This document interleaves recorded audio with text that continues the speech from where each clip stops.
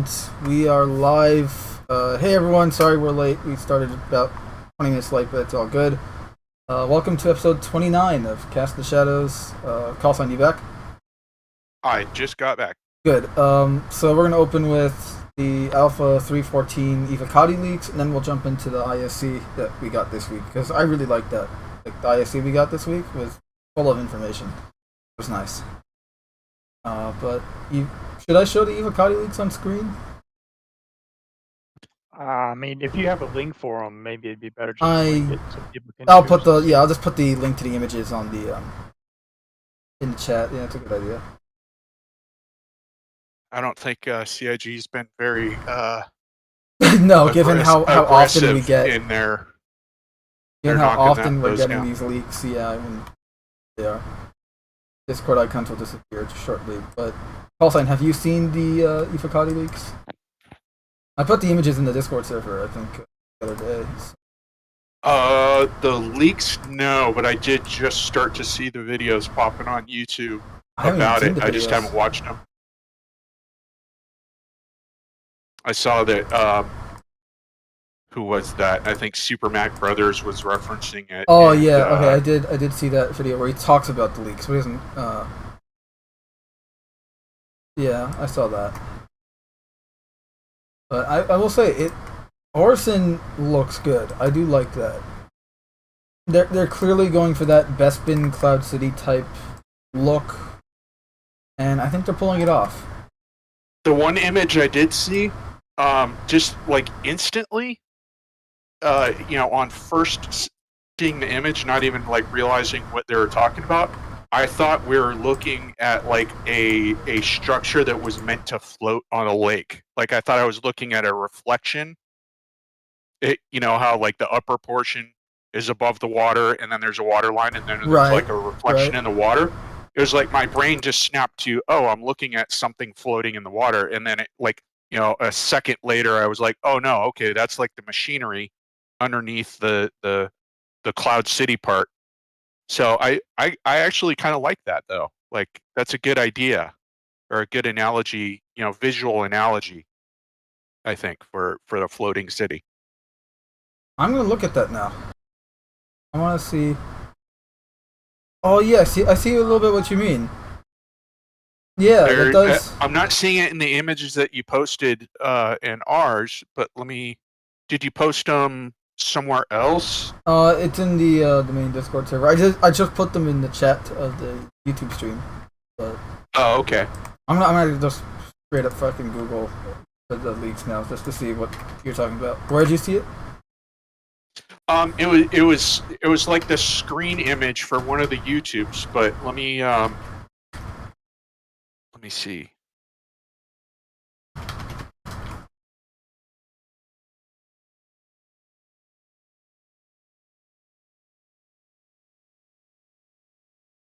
I see Super Mac Brothers video used one of the images I had in the Discord server of a Crusader from as seen from Port Olisar.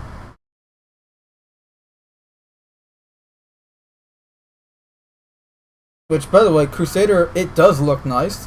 It's just, I guess I just really got used to how Crusader looked prior. Yeah, it's. I just looked at the screenshot again, and it looks a little too bright. Yeah. Very bright and pink. I wish it was. I wish the brightness was toned down a little bit, and there was a bit more pink, and I think we'd be fine.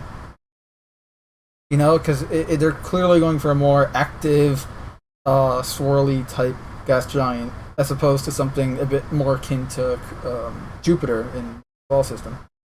Yeah, I was going to say, if you use Jupiter as a reference, then which I'm fine with. I mean, it's supposed to be an alien gas giant.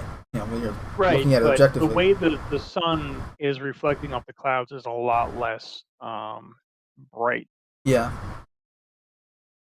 And I guess the color distribution is more even. The brightness, I'm not sure exactly what I'm trying to say. Maybe it's like a brightness saturation type thing. It just doesn't look quite right what they have right now. I just think they need more pink in there. Yeah, throw some more pink in. Maybe it would dilute the brightness of it because you're reflecting a darker color as opposed to the white clouds, and that should solve the problem. But I'm trying to find it still. take your time. Don't worry, we're kind of covered. But yeah, it looks nice. Obviously, I'm not gonna show it here because I do wanna.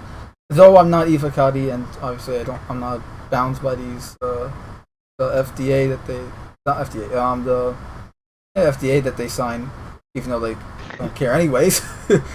I I'm not going to put the screen. I put the screenshots in the chat on the stream, and I'll put them in the. My only consideration there was that some people might not want to see it. That's true. Some people may not. That's why I put them in as spoilers in the Discord server. This way, people, like I said, okay, here are Evocati leaks, and I put them as spoilers. This way, people click on it. Okay, so if you look at Super Mac Brothers Star Citizen 3.14 leaks / Evocati patch notes, whole C stats, planetary clouds, graphic settings. That's the full name of the video. And you go to 3.44 time, you'll see the images that I was seeing that made it kind of look like it's floating on water. Oh, I do see that. It's because you know why though. It's because the lighting is hitting the It's hitting a darker material that's covered in shadow from the above material, and so it looks like I can see what you're talking about. But it is a cool effect. It is a cool effect. Yeah, like and as I was saying, it was just like my initial instant, like as soon as I looked at it, kind of impression, and then it took a second. I was like, oh no, okay, that's it's floating. It's the Cloud City floating, but I still like that. To me, it triggered that initial instant idea of it's floating.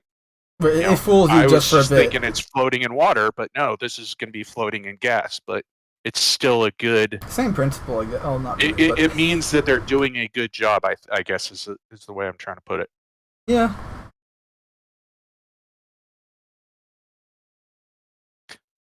Although one thing I'm curious about is it seems to me like the city is going to be very kind of like, for lack of better terminology, spindly. As in, you're going to have like these arms kind of stretching out to these different locations. I wonder if there's not going to be one big kind of like central disc that takes up, a few kilometers of space. There's a lot of their art that's like that, like the refinery stations. I don't like how like spread out and they look very disorganized. Yeah. Like, why That would you have everything spread over such a large distance with little thin pipes holding it all together? It doesn't. There's no infrastructure or a scaffolding or anything. If somebody in a ship bumped something, everything would just break and float off into. I assume you're referring to Crusader L1 specifically. Yeah, I'm talking about any station that has a refinery in it. It's got all the like the tanks and piping and stuff that just kind of stretches out. Oh, and speaking of which, I had to after some of our conversations last week, for some reason, it triggered. I think that if you're like, how do I put this? I know that the community did not like the arrival and departure like corridors that they brought in a while ago and then took away. But you're talking about the controlled access into landing area. Yeah. I was just thinking though, and what you're saying about the spindly parts, and if you ran into them, is what made me think of this. I mean, if you think about it, if you're a mega corporation that owns this big, giant, huge space station refinery structure, would you really let people just come zooming in and out with their own private ships, or would you be like, no, when you get within a kilometer, you need to go ahead and cede control of your craft over to our ATC, and we will land you? I mean, I don't know. I know that players don't like that because they want the landing experience, but from an in-game perspective, like if you owned a space station, would you want people bumping into that thing? Well, it's always bothered me that they don't have a clear set of rules or Yeah, procedures for how airspace would be. I call it airspace, but yeah, area Yeah. around a space body, a I station think or whatever would be it does controlled. also have to Because, do with the lack of AI guidance. And what I well, mean by that is like maybe, the but if ATC you is look at, very simplistic, and there's no onboard security for the stations and stuff like that. There's no real but if internal you look at the infrastructure way yet. the stations have been built, they didn't think about that at all. yeah, The No, that's true. Orville, any of the ground landing stations controlled or having like a traffic patterns, you can tell that they weren't thinking about that at all. yeah. Like there's yeah, because I mean, over hundreds of years, eventually somebody's gonna have an engine failure and their 890 jump or their hull C or their reclaimer is gonna fall out of the sky into the city. You know, Yeah. like you wouldn't allow that. That's the whole point of like city engineering is, hey, we don't build up around the airport because that needs free and clear space, and that's why it needs to be on the outskirts of town, not you know dead center. Yep. That and So having like incoming and departing traffic moving in the corridors, same area. Like yeah, all the hangars are in the same spot. Having ships come in and come out at the same place at the same time is a terrible idea. yeah. Well, it would be in reality. You would never have that happening because Well, the accidents would be horrible. well, we're gonna get it because you think about it. Like as soon as they start putting AI traffic in, That's which is true. supposed Good to point. be, 90% of the volume. We're only supposed to, the NPC or the players are only supposed to be 10%. You're going to have so much traffic going. Players are going to be bumping into those people because Yeah. they just don't have the flying skills or the care, to get in the traffic corridor and fit in with everyone else. They're like, no, I'm here for my 40 minutes of gameplay. I need to get in there. I'm Yep. bumping the line. Yeah. Yeah. So I think it'll um, be interesting.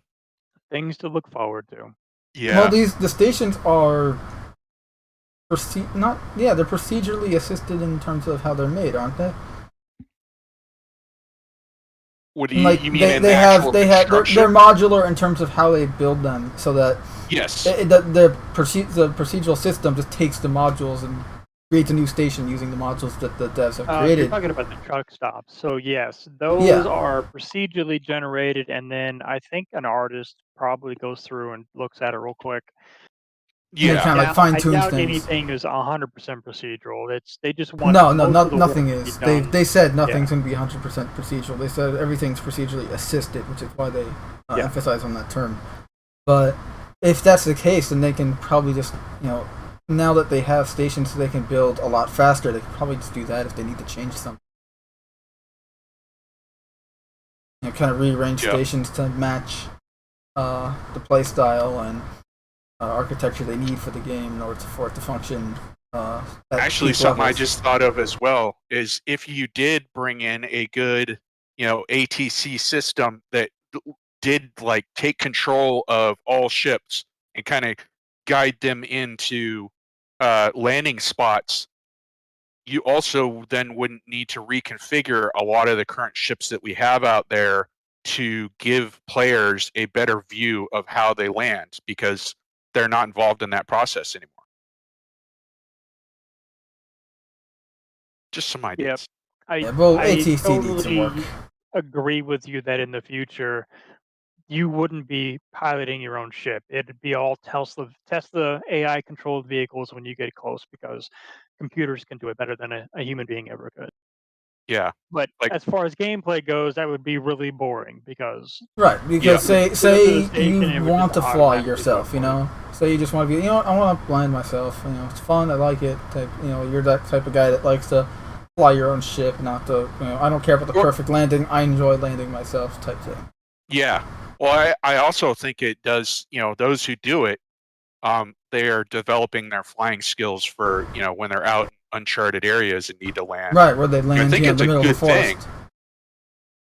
But the other side of me is like in these big corporations definitely would not allow this in the real world. No, they wouldn't. They would take control of your flight systems and land you automatically. I mean, really, the civilian population wouldn't want it either because there would be Yeah. so many accidents, so much damage, so many places getting destroyed because two ships collide and then crash into the space. Yeah, my business got wrecked last week because a freelancer fell out of the sky on it. Yeah, exactly. Can't walk anymore Yeah. because some nut jobs. What's that new consolidated Atlant ship? The Nomad. They dropped their their pickup truck trailer on my legs. Yep.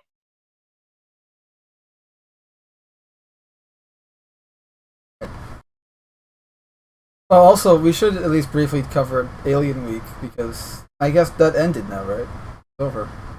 It started last Friday, ended this Friday. No. I have to be honest, I didn't pay much attention. I know, right? It was like Yeah, I didn't either. Yeah, it was kind of just here's Alien Week. That's it. I mean, did they have any special ships that people could fly, or was it just The railing? aliens? It was just the railing. Just a quick thing for anyone who doesn't know, Alien Week is essentially just a week that from last Friday to this Friday, it was just all the updates and stuff focused more on the alien side of Star Citizen, showing off for instance the image I have on screen right now, the Van Duel. It's a Van Duel trading card. Because I guess someone was bored in CIG. But yeah, Alien Week to read what they had here. It was on June 12th, 2438, that humanity and the Banning race first made contact, blah, blah, blah. It's essentially like a celebration of humanity first meeting alien race. Like, I'm sure it's a novelty thing in-game, but until we actually have an in-game type of event to coincide with it, yeah, it's not really... I just thought it was very poorly planned in the sense that all they did was bring out a concept ship. Like they should have brought out hey, we revamped the Car2 All and here it is, in gold standard, ready to go. Those of you who already own one, it's go and play with it and enjoy it, kind of a thing. They really seem to drop the ball on this one to me. Yeah, I would say missed opportunities, probably, especially with their pre-existing alien ships. They didn't have anything that was ready, or I don't know. Well, that's my point. Then why bring it out? If you have stuff to support it, then absolutely go for it. I'm not against them doing things, trying to bring attention to the game, but choosing a topic that you don't have any assets to back it up with, that just seems like really bad decision making. Why not go, hey, we're gonna do cargo haulers week? And, that's the thing, as I said, there was no in-game anything that coincided with it, so it kind of just felt like a normal week in Star Citizen with some alien-themed stuff going on the side. There wasn't really anything that made you go when you with there's a new cargo mission involving delivering an alien package to XYZ outpost or something, or I don't know. Or hey, we're getting strange emissions from this location on this moon. Everyone go check it out. And and maybe even if it's nothing, it's here's a cool thing to check out for a week. There's a weird transmission with a derelict alien ship. Say and it doesn't even have to actually be physical in the game. It could just be you downloaded a lore post about, and you can open it up in your journal and read about it. Yeah, that would have been at least interesting. Or you can make it was a Tavaran, whether a Prowler or whatever rack that you because the Prowler's in game. It can be in a Prowler rack, on XYZ moon that you go investigate, and then you hear when you're near it, you hear these emissions. When you get there, you can download the something from the ship, and then have a journal reading entry in your Moby Glass to read. Yeah, just something. It's not the best, ship, but it's something for lore guys to get interested in and kind of have fun with. Yeah. and for something to satiate curiosity. They missed opportunities. Yeah. But I hey, still want to see the new Vandal skin, or for the ships. You know, they redid the glaive Right and now. the Cyberpunk. Oh yeah, the new Yeah. Vanduul models using the new ships. Yeah, the updated textures and stuff. Yeah, Still looking for the. because in game they're still using the legacy models, which Yep. are more akin to something from the Wing Commander series as opposed to Star Citizen, design wise. So, which is fine. It's just, and I will miss those designs. I would like to see them return in some way, shape, or form, like a similar type design return in a like maybe like a ground vehicle or something. I don't know, like I want to see those designs return in some way because they are cool designs and I do like them. But at the same time, the newer designs definitely fit the aesthetic of the Vanduul and definitely look more alien.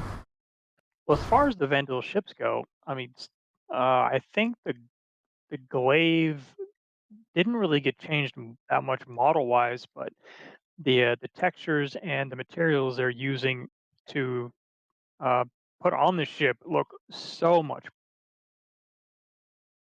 No, this is I have it on screen right now. This is the new Vanduul glaive looks like this.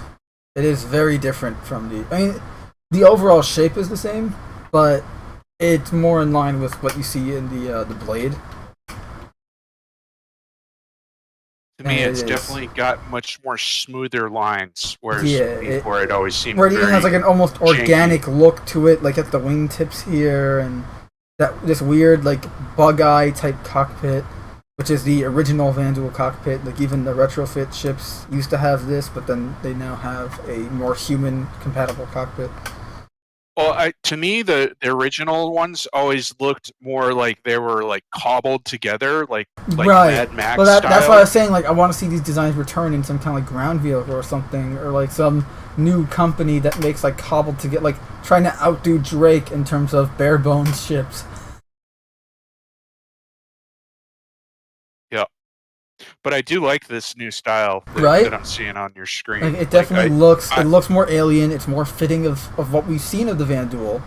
And you really can't argue with that. Like here's an image of the Vanduul, like an actual Vanduul in armor from the Alien Week. Let me just bring the here. So that's an actual Vanduul wearing armor. So this is a younger Vanduul because the older and more experienced they get, the less shit they wear. And it's definitely more matching of the newer look of the Vanduul. It's a nice looking ship too. Like you can see that even the guns have this new look where it's like they look like they kind of extend out of that weird armor covering that they have.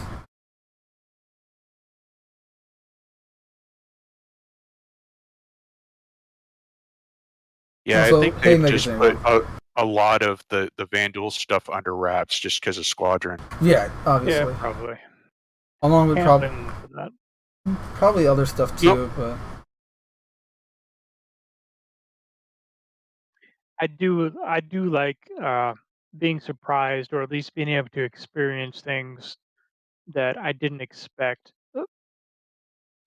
in games. I don't like everything known before I go into it because that's I mean part of the experience for gameplay for me is finding things out on my own. Yeah, that's fair. And for anyone watching, this is the Vanduul glaive model in the game right now, the legacy design.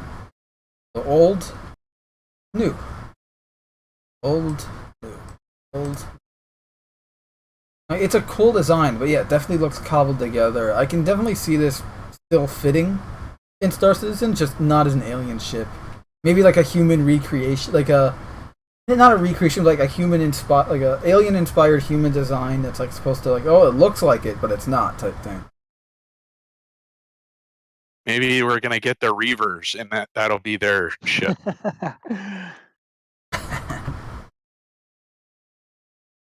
Yeah, like if you look at the design itself, it does look very human. Yeah.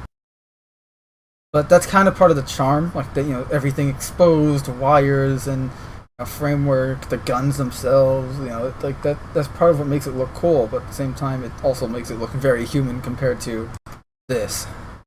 Yeah. The early Van Duel stuff always reminded me of the I can't think of it right now. Star Trek. Yes. The I know what you're talking about. The Vulcans that are evil. Romulans. Yeah. Yes. Yeah, kind of like the early Vulcan stuff. Like just very the early like the TOS Romulan ships where they looked like literally it looked like a freaking metal bird. Yeah. Yeah.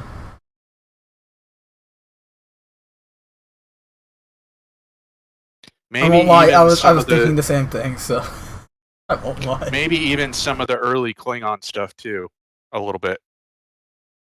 Yeah. Not as much, but it's still like. And Well, I'm that talking, type of like, design is very. original series. It's clear, Klingons. like that was their inspiration. Like you can see it, like especially with the these weird. I can't even call them like flaps because they're like these weird. They're not flaps, but they are. It's these little like feathers. feather things, yeah. And obviously the Yeah. overall shape where it looks like a winged bird of prey coming at you. So.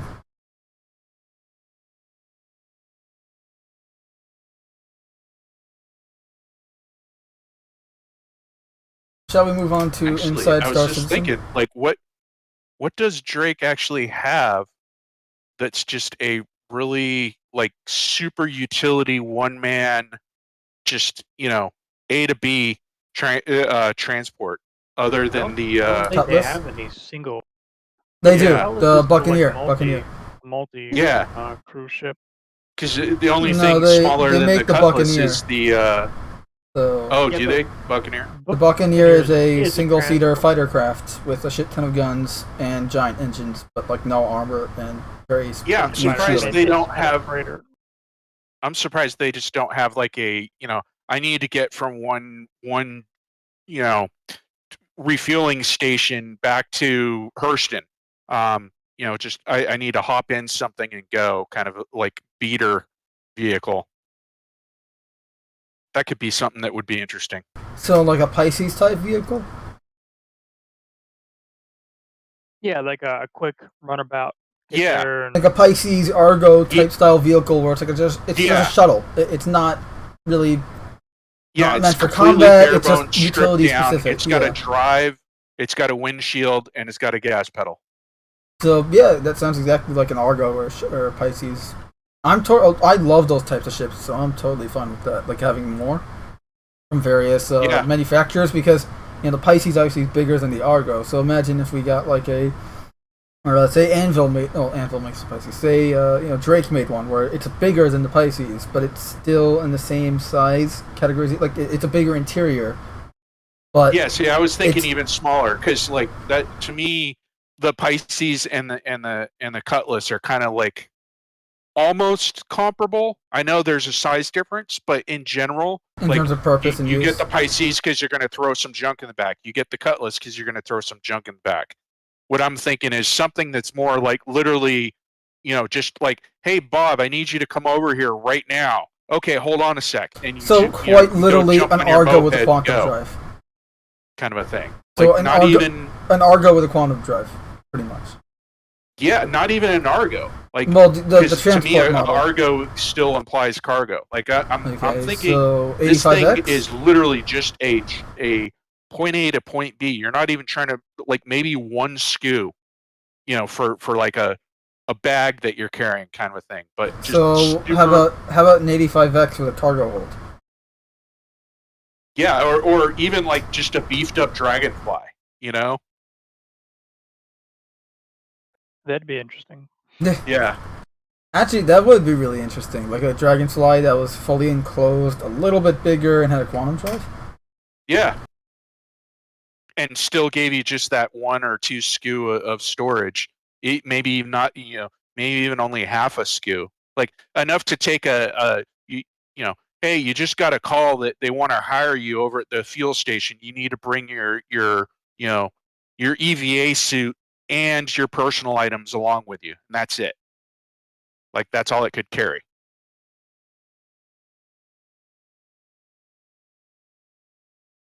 Just an idea. Well, I mean, if CIG is listening, because we know, like, you're now in the subcategory, right? For your stream, I don't know. or you're in the monetization On Twitch I am. on Twitch. Twitch I am. So they're watching you. Yeah, But- just not for the reasons he wants them to be. yeah. Exactly. 'Cause, yeah, we know they're watching. As I get maybe one viewer per Twitch stream. Anyways, so on ISC this week they talked about dynamic events like Xenothreat was, and essentially future Xenothreat type events, what they learned from Xenothreat, and their new event coming up, the Ninetales Lockdown, where it's essentially the Ninetales, for anyone who doesn't know, in Star Citizen is a criminal group that is very it's very present in the Stanton system. They're kind of all over. It's a very large, almost not prestigious isn't the word, but like No, well known. Prestigious is definitely Not the word, but you know what I'm going for, right? Where it's like they're kind of like the criminal group in the Stanton system. Notorious. Thank you. Yeah. And so the event would be where Ninetales would lock down a station. Say the example they showed in the ISC was Crusader L1, which is a refinery station. And in this event, they would lock down the station so that no one can use it, and they'd have like quantum entanglement devices that no one can really quantum there and all that, or at least get there without being interdicted and then being attacked. And what you're seeing on screen right now is Crusader L1, which, by the way, you can see what data means by everything being spread out in a mess. Yep. So, in the event, it would essentially be players are recruited through the CDC, the Civilian Defense Force, to fight back against the Ninetales. Or, if you're a criminal, you can join Ninetales and help them lock down the station. And then you kind of have a PvP/PvE event. So, Well, I think one of the really interesting things about from what little I'm understanding of it, because I haven't gone in depth on it, but I understand is you're going to have a choice as a player to which side you want to help, right. and depending on the you're not going to get immediate. Well, I can't say that. From what I understand, is you may get some initial like monetary reward for instantaneous success, but my understanding is that there's actually going to be a long-term, like after the event, assessment of what you did, and that will determine like a final payout, I guess, is my understanding. I might be wrong on that, but I found that very interesting that there's going to be that kind of long-term effect. Like, hey, overall, the side you chose succeeded, so here's an extra bonus. Right, kind of like a thank you for helping us win the fight. Here you go. Yeah, Enjoy. I like that. Yeah, you know, it's definitely I like more. That it's not an immediate, oh, you were there for 30 minutes. Here's 100,000. Yeah, credits. it's a more realistic payout versus Xenothreat. As much as I love Xenothreat's payout, it's a more realistic payout system because like you're getting paid for services completed, and services and successful completion at that. The other thing I've been hearing a lot is that they seem to be equating this whole process to basically CIG has finally recognized the old Jumptown Wars and is basically trying to like recreate it with their own spin. And supposedly that's one of the big things that they learned was that you need a zone, a large transit zone where people can't be doing, can't be jumping into the target to allow for that gameplay interaction between the sides. I'm not complaining about that. Oh no, I'm not either. They did hint at a new jump zone or a jump town. They didn't give any details, but that the lead on the development of all these features, I forget what his name is, but he said something about a new jump town coming soon. By the way, old Jump Town's still there. Yeah, but what he meant was a zone that functions the same way that the old jump town used. Where it's a big new benefit for trading people who location that's very profitable but very dangerous, and people will be killing each other there. Right. It's mostly just a pull for the people who want to do PvP to find PvP. Yeah. With other people who more or less agree to engage in PvP. So like old Jump Town, where like you go there, you're knowingly getting into a PvP fight. Yeah. Right. You know that there's risk associated with traveling to that place, and you're probably gonna meet somebody who wants to. And I support that 100% because I remember when that stuff was going down, there was trade going on everywhere else. So the haulers were happy, the tradespeople were happy. Like it was actually everyone in the system seemed to be happy because the PvPers had their place to go play, and everyone else could go on about their business. How many traders have we helped get in and out of that place because we were like. At one point, remember, we held it because, like, hey, look, a bunch of people are here. Let's go kill them, take it over. You know, it's like it's just a lot of fun. Yeah, but you also knew that, like, everyone coming in there knew, like, hey, I have a chance of losing my ship because they're going to be fighting there.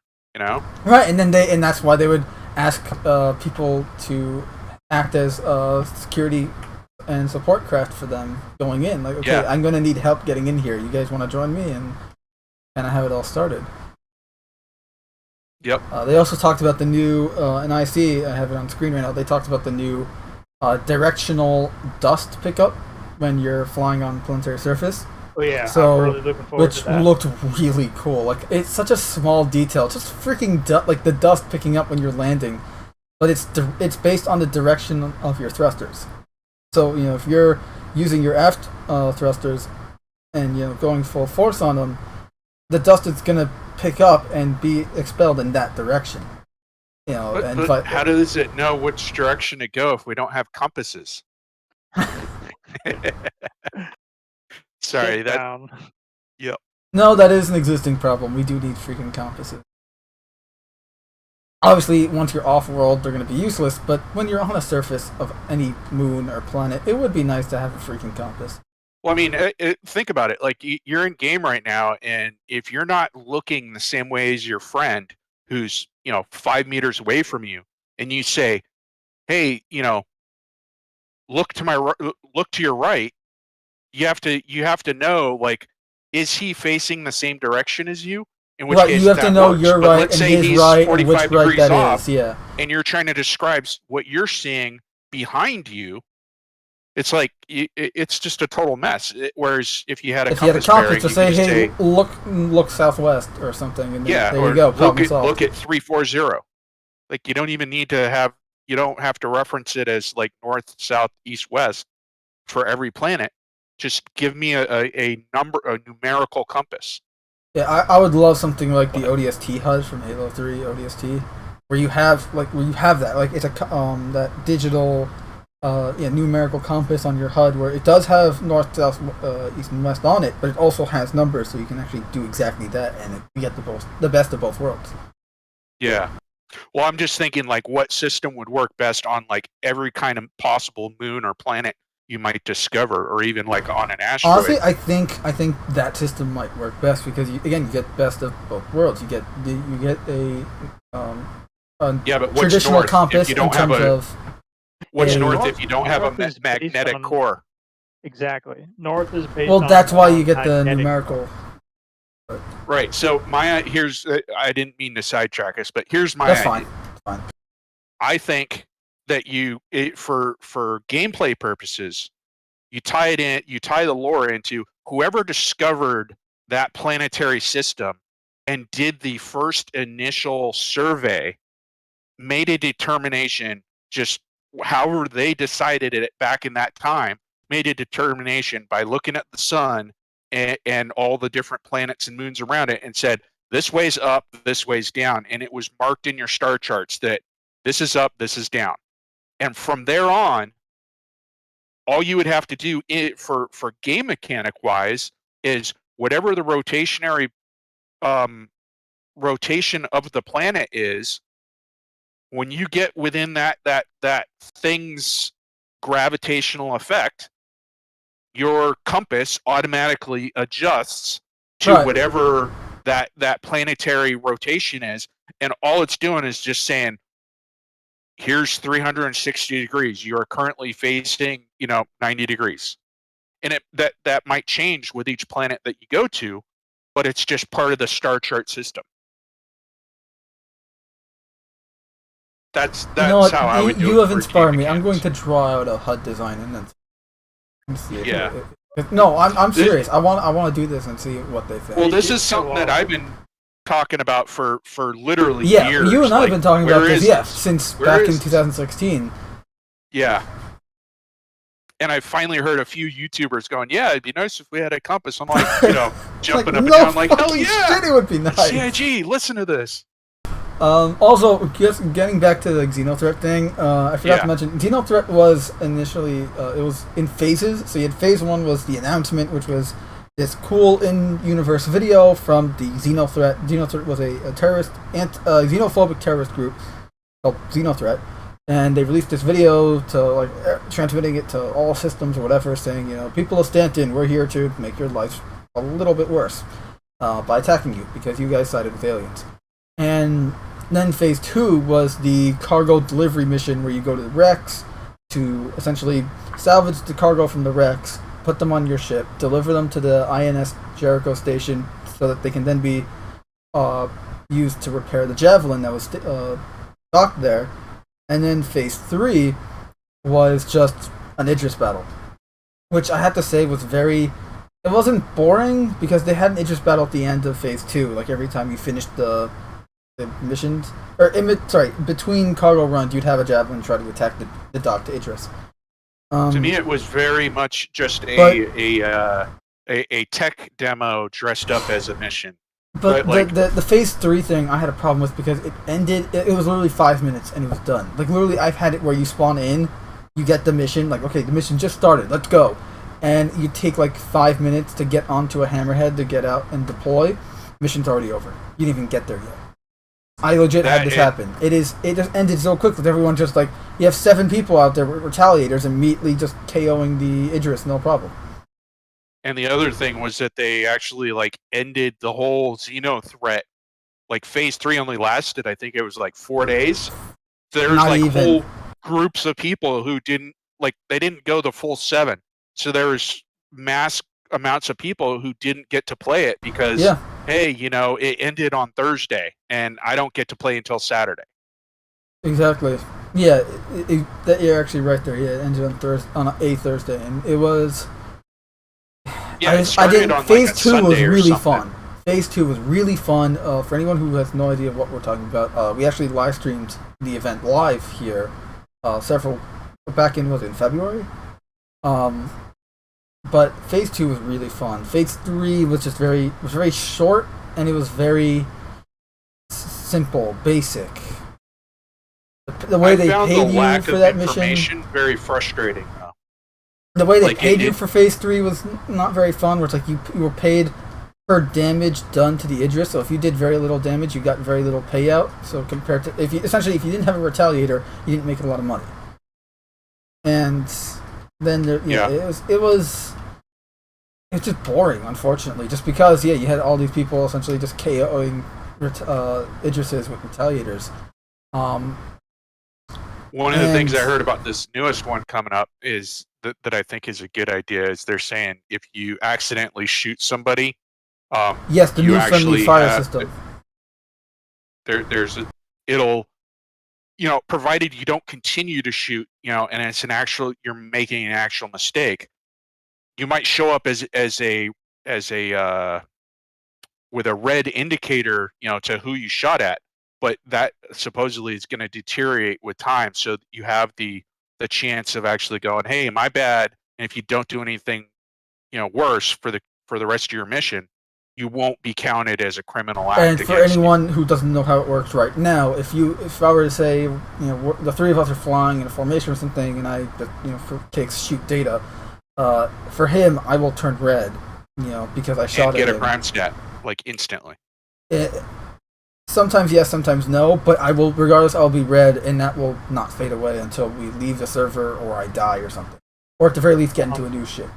From what I understood there is that this is only affecting AI ships at the moment. I don't think they said they're gonna be more lenient with players with AI ships, but they have to be more strict with player-to-player interaction, so Well, I don't know regardless, if that system right now applies to AI as well. So, but they are I going think to they change need it to just for. come up with a system like you're allowed, like 1 or 2 shots.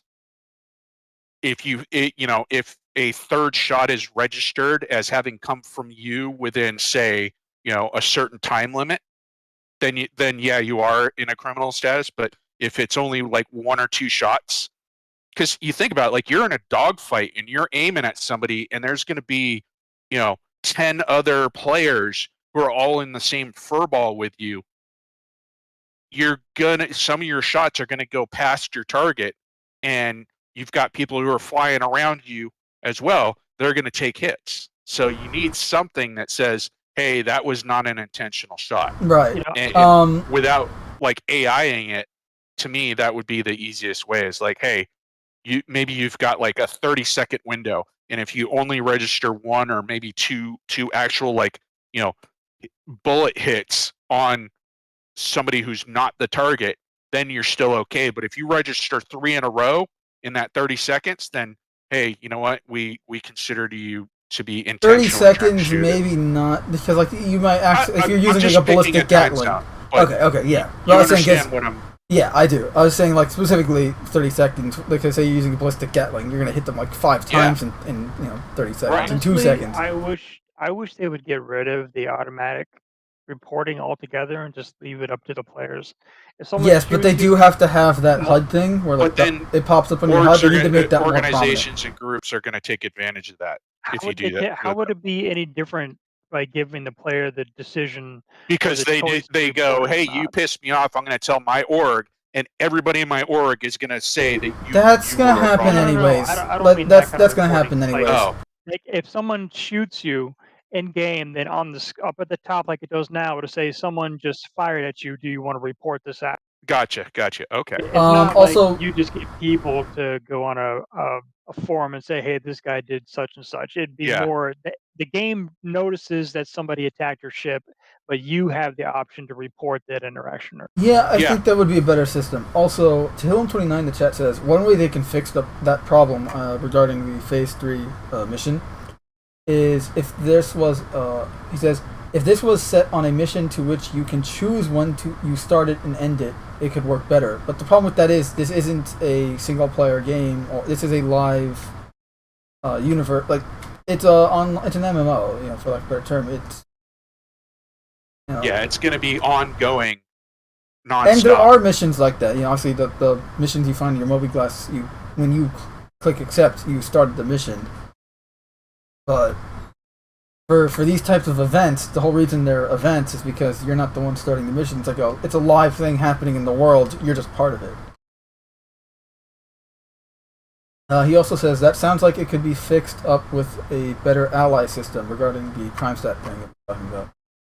Which, yeah, obviously they need to fix that, and I do agree, I agree with your thing where they just make it solely reliant on player reported crimes versus that in game to be. Yeah, obviously.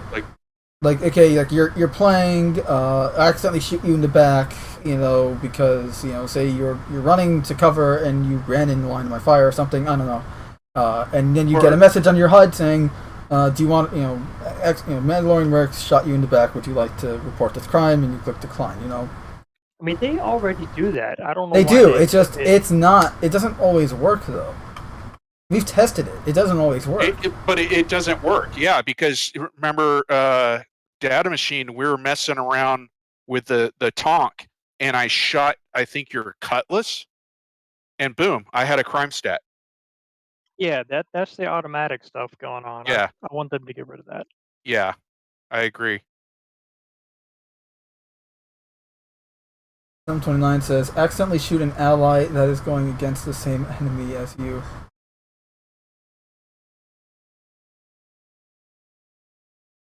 Yeah, because I remember playing where being in dogfights, and out in space, but with like I remember having like 3 or 4 of us attacking an AI, and I wasn't taking shots because there were, my fellow party members were on the opposite side just because of the way the flight mechanics were going, and as we're all spinning around trying to take our shots, one of my own party members, it was behind my target, and I knew that some of my bullets were going to go towards them, and I was going to get a crime stat, so I just didn't take the shot.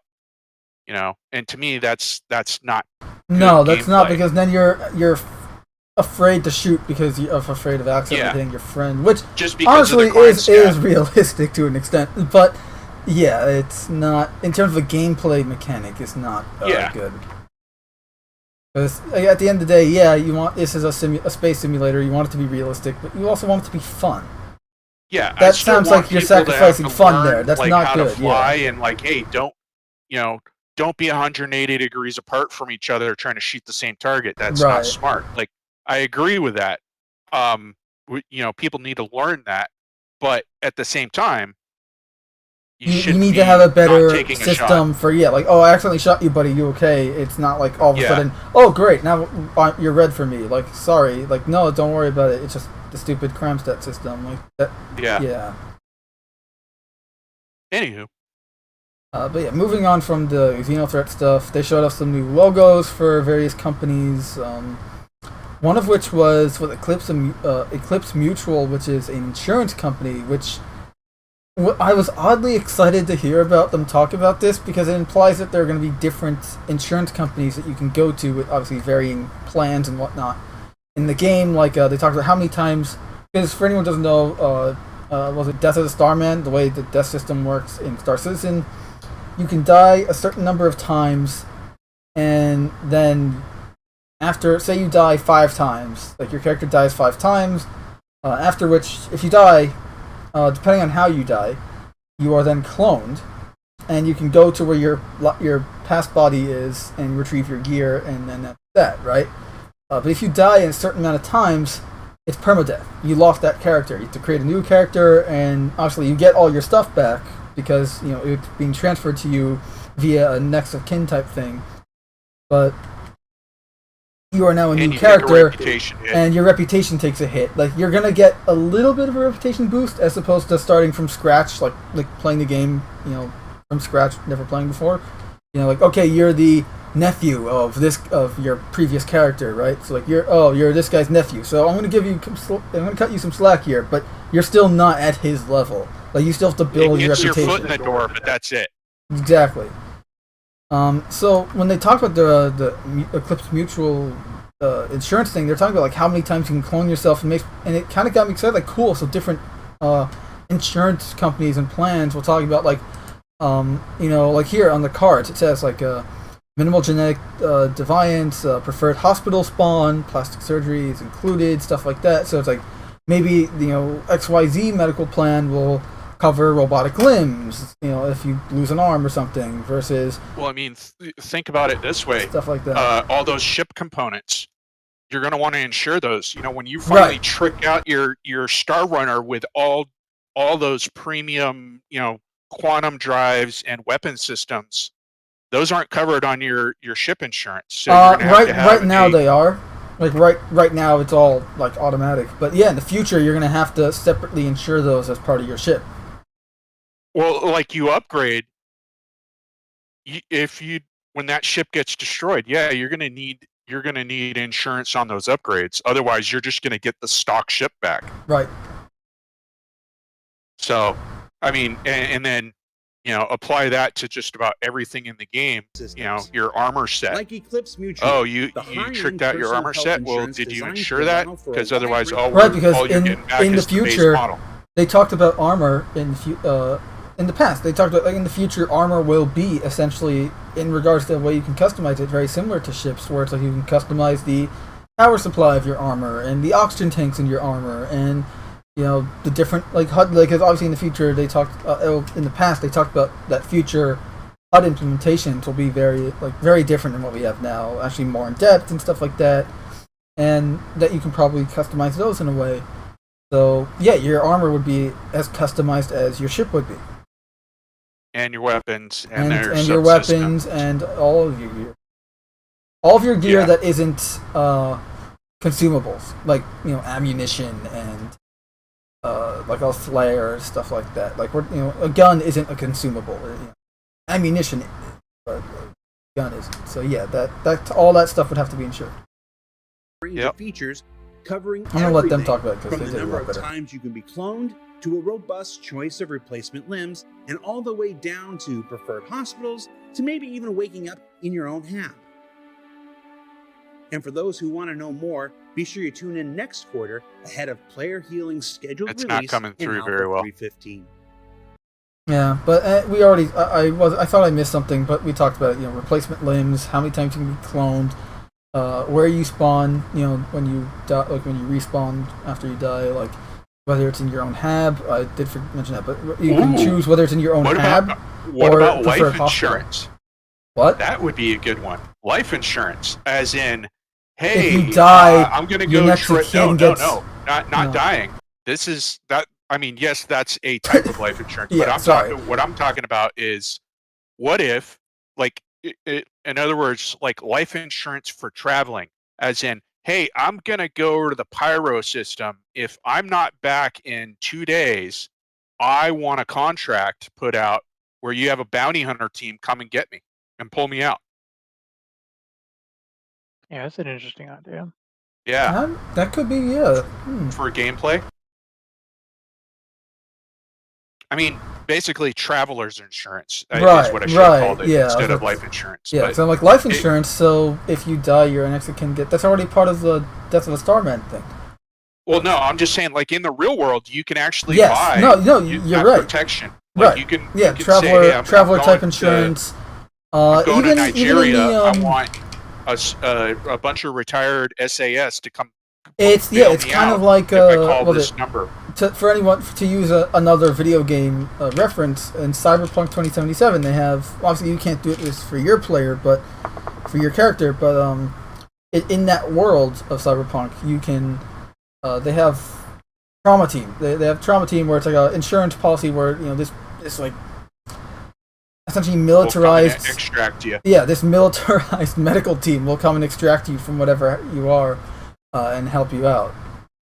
I'm saying that like don't even need a game reference. That's actually out there in the real world. No, I know. I was just using a game reference for gotcha. Kind of the sake of referencing. But yeah, it's that would be pretty cool. And plus, it would if they extended it to players, like even like org contracts. However, that will work in the future, where it's like, okay, I'm hiring these guys. Like I pay these guys to all the time, so that in the case of emergency, they help extract me in whatever case of event that I need extraction, Yeah. Also a push on further developing the Tax Collection Bureau, a branch of the UEE government in charge of tax legislation, accumulation, and regulation. But don't worry if you can't pay. The UEE is that'd be interesting with the dealing with the in-game legalities of that as well for all the different systems. Well, taxes too, but that was the next logo they showed off was the Tax Collection Bureau, which is part of the UEE government. But yeah, also Tim29 says okay. So he continued from that. Sounds like it could be fixed up with a better ally system. Accidentally shoot an ally that's going against the same enemy as you, unless they nullify the crime stat with people allied against the enemy. So essentially, if like you, me, and like Jim Bob are all attacking the same guy, and if one of us accidentally shoots each other, it ignores it because we're all shooting this one guy. I know. I think data system. Yeah, but that's still relying on the game system to be constantly monitoring every shot versus a player-controlled player-assisted system where it's like, hey, XYZ shot you. Would you like to report it? Yes or no? Volunteer service as a means of squaring your debt, and maybe not even have it like notify you in the sense of like it's constantly popping up a reminder, but just have it like a little dot appears somewhere on your screen that that dot means, hey, there's a note in my journal that I can go click on to say yes or no. Yeah. Well, maybe not in the journal. I do like that it just pops up on your HUD because this way, Just if you're somewhere in a, not on your screen, so you're not getting like every time you get hit, you're not getting Oh, a repeated yeah. message over and over and over and over. Well, I don't know. like that they're timed. That's also a problem. Like if they're timed, that means regardless if you answer, it automatically. Well, that's say what the I'm time. saying. Like, Yeah. if you So this took way, away the if you time don't answer it, and it was just yeah. If you don't answer it, it then goes into your journal. In which case, you then can choose to right. do So it if you're in the later, middle yeah. of combat and you're really busy, you can wait until the combat's over and then go, hey, yeah, no, you know what? That dude was trying to kill me. I'm gonna Right, go like in my if you see journal and like click yes. 7 of them and they're all from the same guy, you can go, you know what? Yeah, I'm just gonna say yes to all of these. They also talked about that fire system. The propagation. Thank you. The fire propagation system, because we haven't seen an update on that in a while. And they talked about how the environment will affect fire, like wind or whatever. And it will not just affect the fire, but it will affect the dust, the smoke, and they also talked about how the smoke accumulation inside the ship will be They showed directed. some SDF tech making it that was the visuals of it was the smoke was getting sucked into the ventilation. Exactly. Yeah, I was gonna say where the smoke accumulation is going to be directed via air ducts and air circulation. Yeah, I'm glad they're working on this, but we still need the actual rooms to work. Yeah, the room system. Yeah. And then for that to be implemented into the ships as well. As well as functional fire extinguishers. Yep. Because it would really suck if, oh no, we have a fire. Oh no, we have no way of putting it out. Yeah. Oh, come on. Gameplay feature. Congratulations, you vented the ship of all oxygen, but because the mechanics aren't tied together, the ship's still on fire, but you have no oxygen to breathe. They're also updating the Retaliator, which is probably the first time the Retaliator is getting love since 2.6. This is where my frustration comes out, which is why the Retaliator.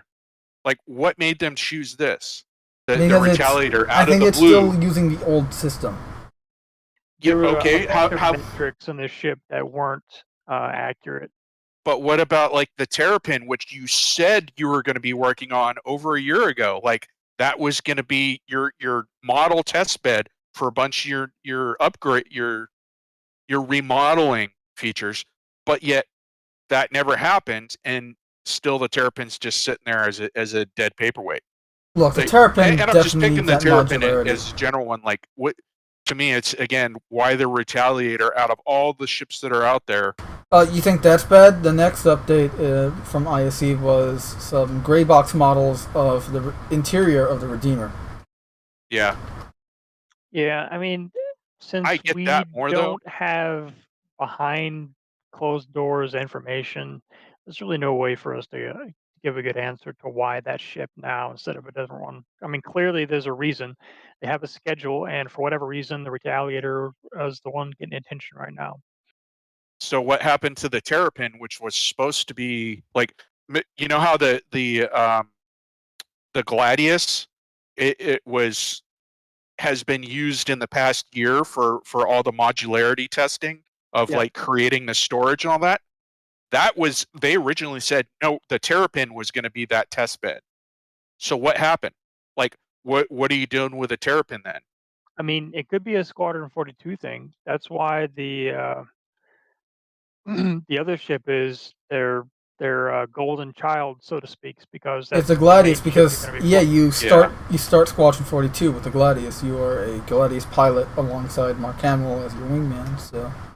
But I'm just saying, like, that's part of the communications problem. Is why don't you guys just come out and say that? Like, hey, we just want to put it out there. We said we were going to work on the Terrapin, but we're not because we need the Retaliator to be up to this par level for Squadron 42. Done. The fact that there is no communication is what I'm pointing at. I by all means, I'm not saying I don't want the Retaliator worked on. That was not my statement there. It's just like what made them choose that specific platform? Because to me, it seems like a very niche platform, even in the overall PU community of how many people own that ship. Maybe because the event and how much usage it saw during that.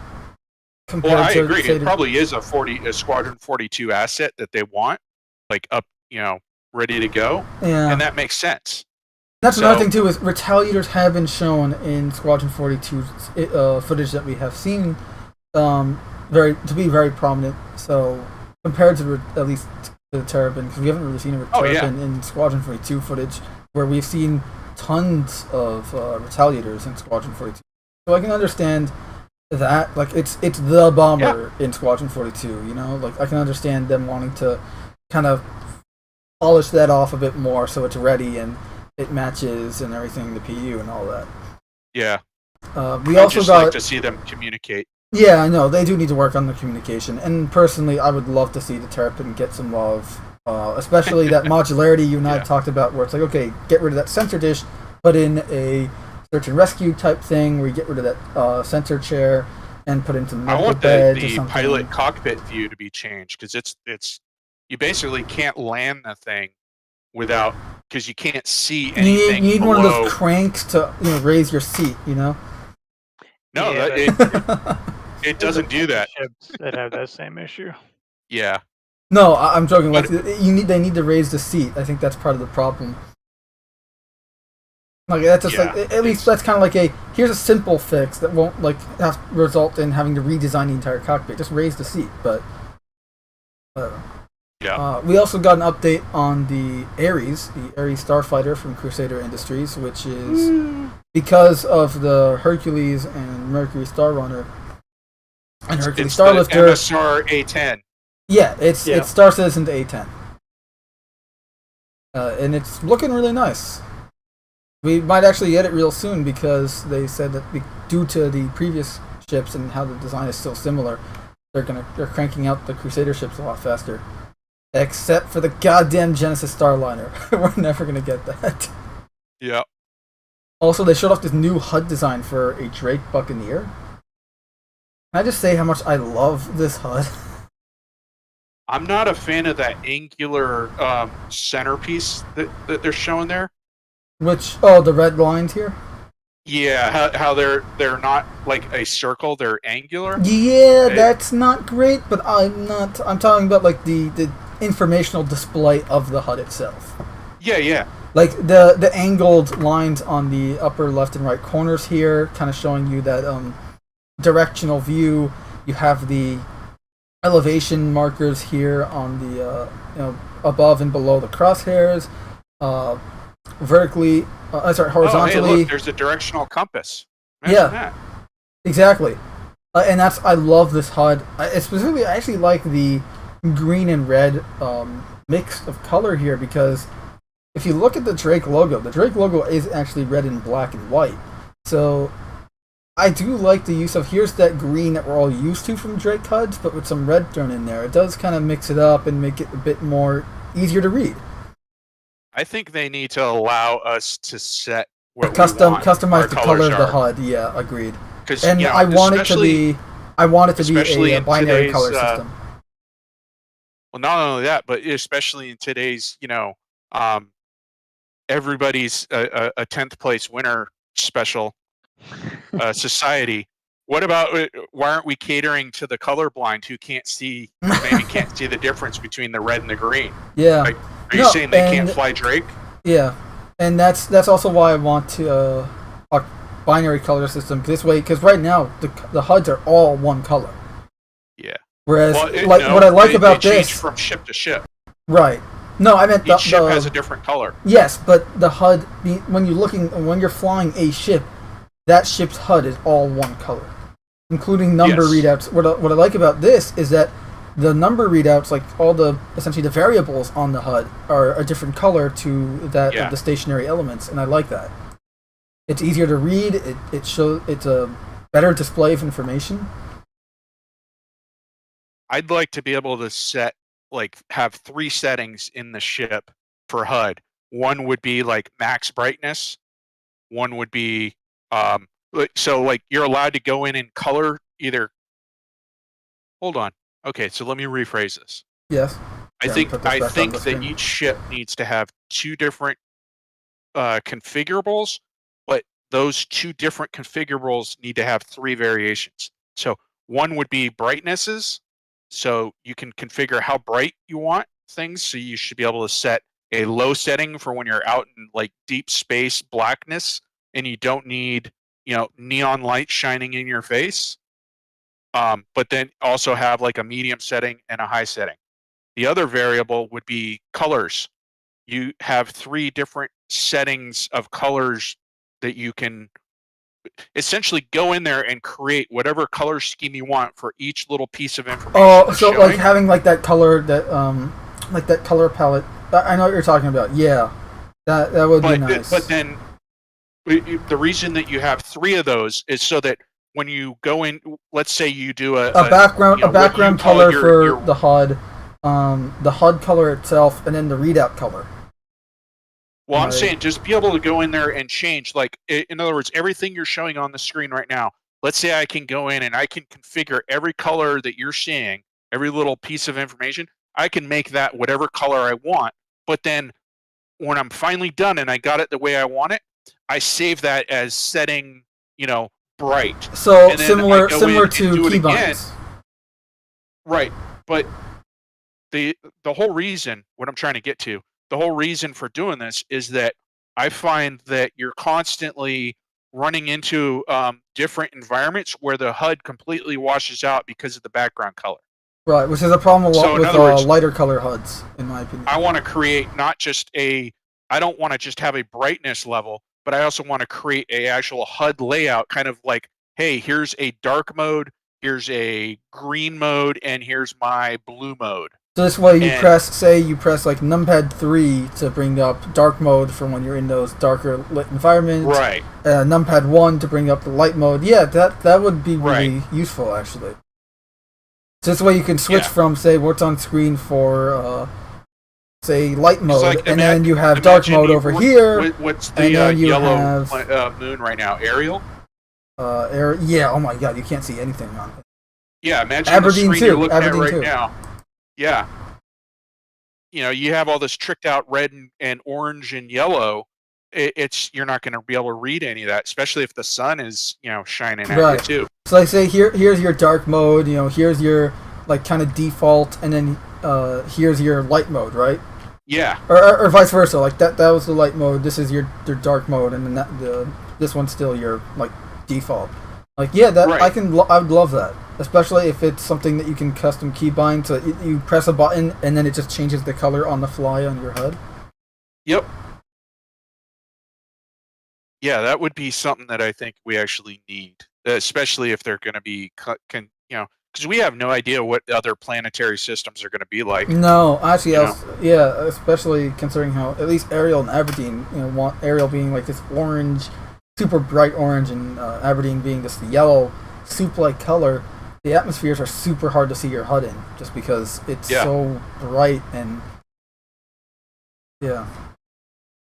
But coloring aside, because I feel like we're going to be able to custom color the HUDs anyways at some point. Regardless of how they go about it, we will be able to. I don't know, because they've really been tracking on the whole idea that each manufacturer has its own specific style, and I think they've kind of interpreted that to mean that, like, Drake is going to have its own color scheme HUD system, and I hope we can change that, because I hope we can change it, because I pretty much like all the color variations that they show off here. I like all of them. Like, they're all really good looking, so I want to be able to use all of them. Like especially this one for some lighter environments. Because this one I wouldn't want to use in dark environments because it's too bright. But then you have something like this. This is perfect for dark environments because it's not that bright, but it's easier to see against a dark background.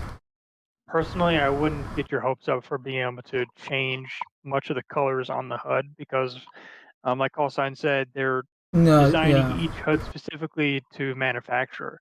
but I wouldn't be surprised if we have different options for lighting. I mean, right now they have the tech in the game for the HUD to get brighter when you have sun shining on the screen. It's just not working right, and I Yeah. think they just said we're redoing all the HUDs for all the ships with new building blocks. So we're not going to waste any more time trying to fix the HUD that we already have because I mean, Yeah. it'd be a waste of Well, time. To okay, replace so it anyway. moving on from color customization, what about the HUD itself? Because I do like this. It's easy to read and it displays information. I didn't really look at it that much. I was more just excited that they have building blocks in a functional state now where they can start fleshing out all the HUD. I personally, there's small tweaks that I see, like, Right, the angular lines around the crosshairs. well, not only that, but like the way they have those numbers on those two, the two, not, what is The that, diagonally horizontal lines? vertical, the vertical. Diagonal yeah. verticals, yeah. Like, to me, The velocity the and way that you altitude have, meters, and yeah. this is going to sound like I'm nitpicking, but I'm approaching this from the point of view of like, what is the HUD designed to do? It's So I'm supposed looking to at it right now. obscure These, as minimal amount of like, it's supposed to obscure as little as possible while feeding you information. So to me, those numbers shouldn't be in brackets.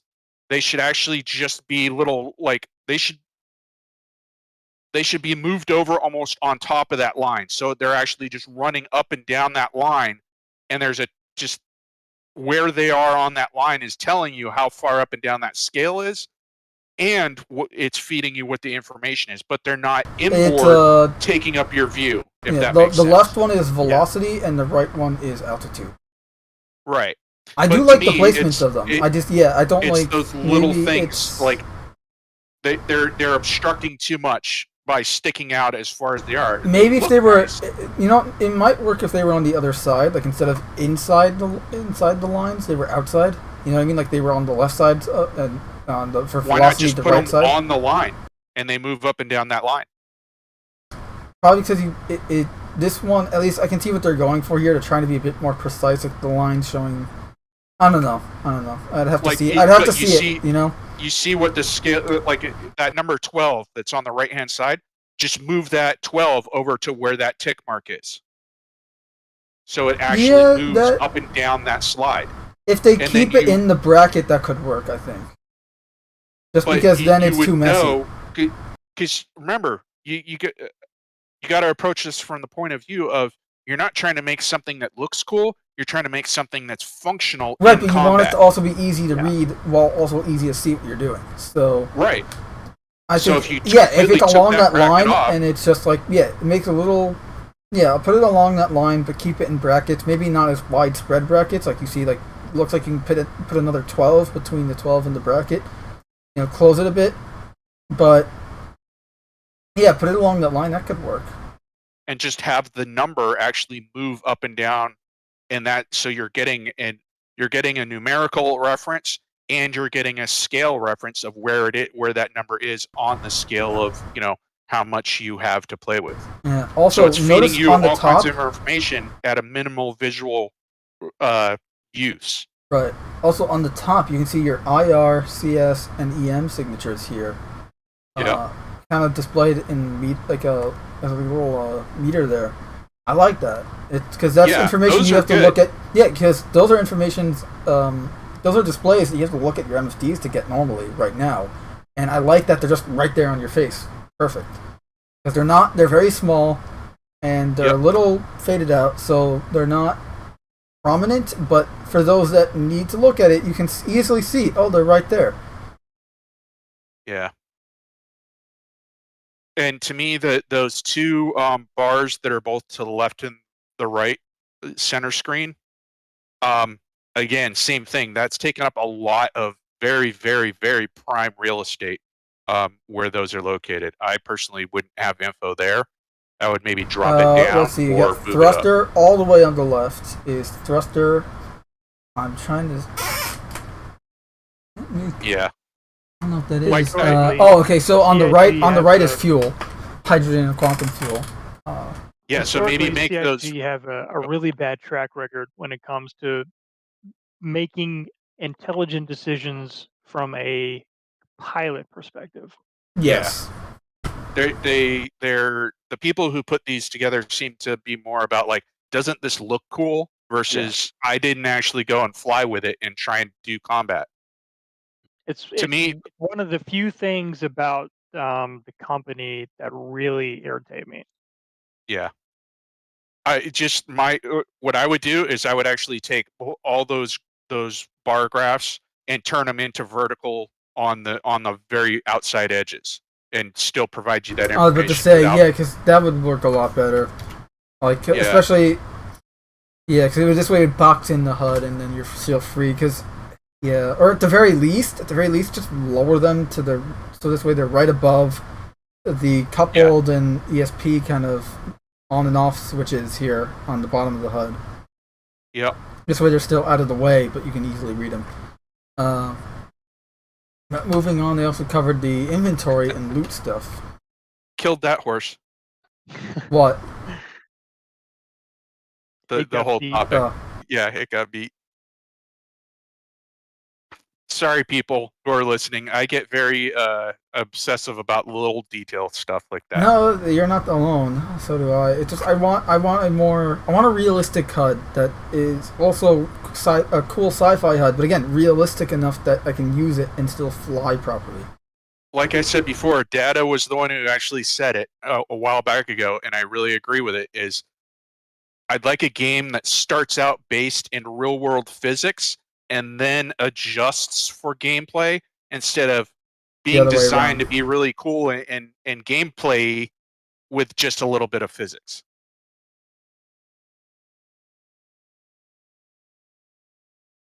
They also showed off the texture models for the colonial outposts. So,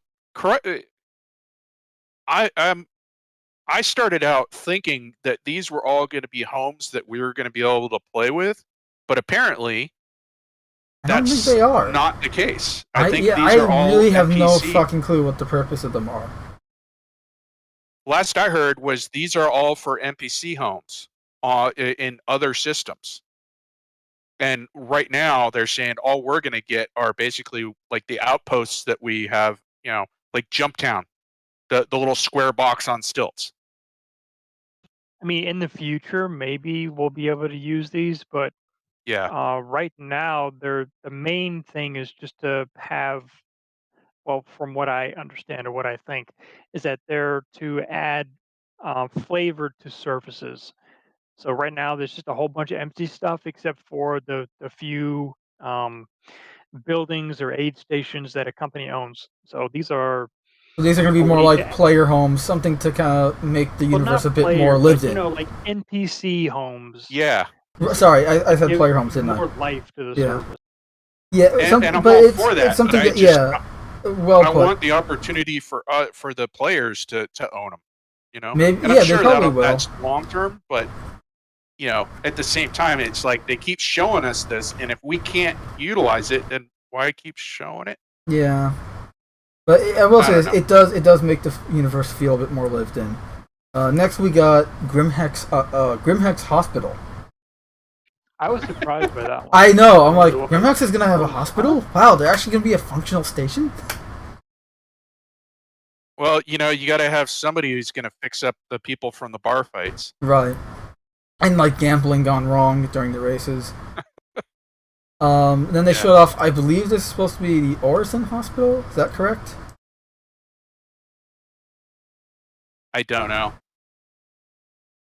I really don't follow the medical stuff. Well, I shouldn't say the medical.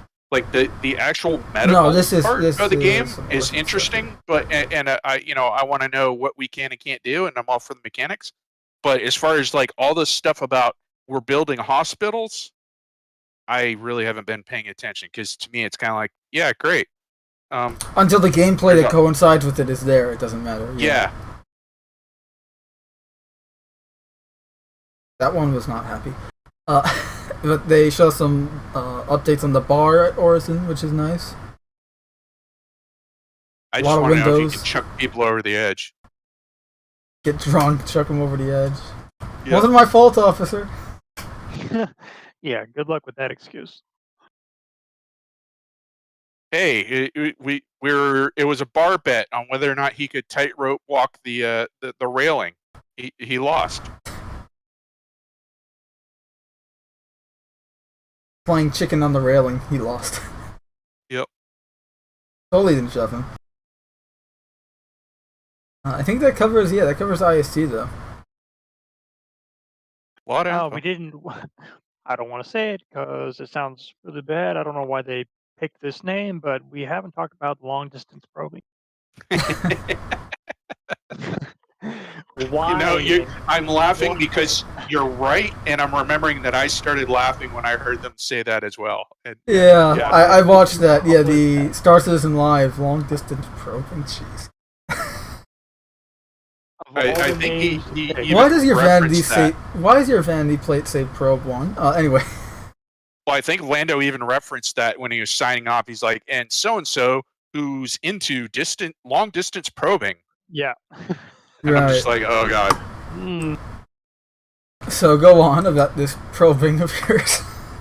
Okay, well, it sounded really good. This was It in did. Star Citizen Live on Friday. They talked Right, about which it. is for anyone who doesn't If know, you Star haven't Citizen watched Live is an there's- hour long update. It's literally Yeah. There's nothing to watch. It's just devs talking about what they're doing. If you haven't watched it yet, you should because they talked about. Oh, this is probably. I guess there's some features and stuff they talked about that you guys were discussing. So if you haven't watched it, you should check it out. They talked about the probe is basically you're going to be able to control them, send them out in in the solar system, and they're going to scan and basically they Dan Truffin said astronomical units instead of kilometers, like a ship scanner works. So the idea is that you'll send your probes out, they'll do a scan and say, hey, there might be something over here that's interesting. So then you have to move your probes around, get them closer, or spread them out so you can triangulate the signal. And the closer you get, the more defined the signal becomes, and you can start making guesses about what it could be based on the emissions that you pick up. And the idea behind it is they're using maybe like 0.3% of the space in a solar system right now, and this will allow them to spawn things out there in the middle of space that are more interesting for people to find, like wrecks or combat ships or rich asteroid veins that people can mine, that sort of thing. So he said that um, he's kind of he expects orgs to have entire divisions of just God, I don't want to say it, but I'm gonna probers out there, and There's the no whole getting around purpose it. is yeah, you can't. I don't know what. Anyway, they'll be out there scouting for information, and then either the people who find it can either sell it to other people, and those people can go check it out, or they can keep it for themselves and explore it on their own. And that sounds really interesting to me. I'm looking forward to that. Also, I don't know if he's accurate, but I believe it was Board Gamer who also implied that what they were saying was that you're going to be able to actually triangulate, or it might be Super Mac Brother. I got to go back and check, but anyways, it was implied that one of the things they were saying was that by doing that triangulation, you're going to be able to actually set jump beacons and go to those destinations, which is huge in my book. If that's true, I'm all for this thing because that's what we absolutely need for exploration, is to be able to choose a jump point that is not pre-programmed on the map. Yep. Yeah, I'm from what I heard, I'm all for this because that just seems like that's what I've been waiting for. And for those of you who are not into exploration, another reason this is huge is for all you miners, you'll be able to actually just jump to where you want in the Aaron belt and start doing your mining. Well, as well as one for combat caveat, too, triangulating I think positions it's of tied to. locations. I think that the quantum beacon would be tied to whatever you find. So it's not like you could just set a beacon out there somewhere and jump to it. You're only going to be able to make the jump to an area where you've detected that something is there. which would be the belt, Well, like maybe, the maybe not. asteroids that are out there. That's They my made a thinking. point to say that you're going to have to make an educated guess based on the emissions or the sensors information that you give back. So what you pick up could be an asteroid, or it could be somebody pretending to be an asteroid trying to bait you in.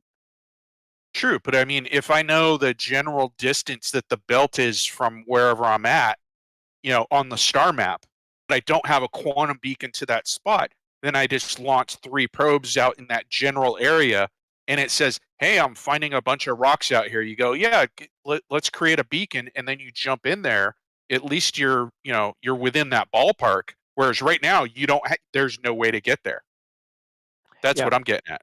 Like this is the opening of the door of being able to set your own destinations. That's my thinking of it. Yeah, if you were to launch them out into like dead space, then who knows if you can create a beacon because there's nothing there. But for me, it's like if it's a belt, there's got to be something there that at least it's sending back, and you're going, yeah, I have confidence that you found the general belt area. Let's jump in there, and Well, you can I think motor on from there. most of the things you detect are probably going to be out in dead space, though. That's the whole idea behind it. I mean, most of this 99% of the space in the solar system right now in game is not being used for anything because there's nothing there. But once they get the probe tech in, then they can spawn things out there that, maybe last for a few hours or a day or a week, and people can find it and then they can go Yeah. there. Oh, That I'm was all for that. Yeah, Yeah. that's the idea behind the probing. But I do agree with you, and I definitely want the ability to just set a destination and go there. Yeah. Even if it means that there's a percentage that you're going to have a bad arrival, um, because you don't know what's out there, I would still be willing to chance that just to have that opportunity. Yeah. Because basically right now, unless you've done your triangulation homework on how to, drop out a quantum in just the right areas, there's no way to get into the Aaron belt. Yeah.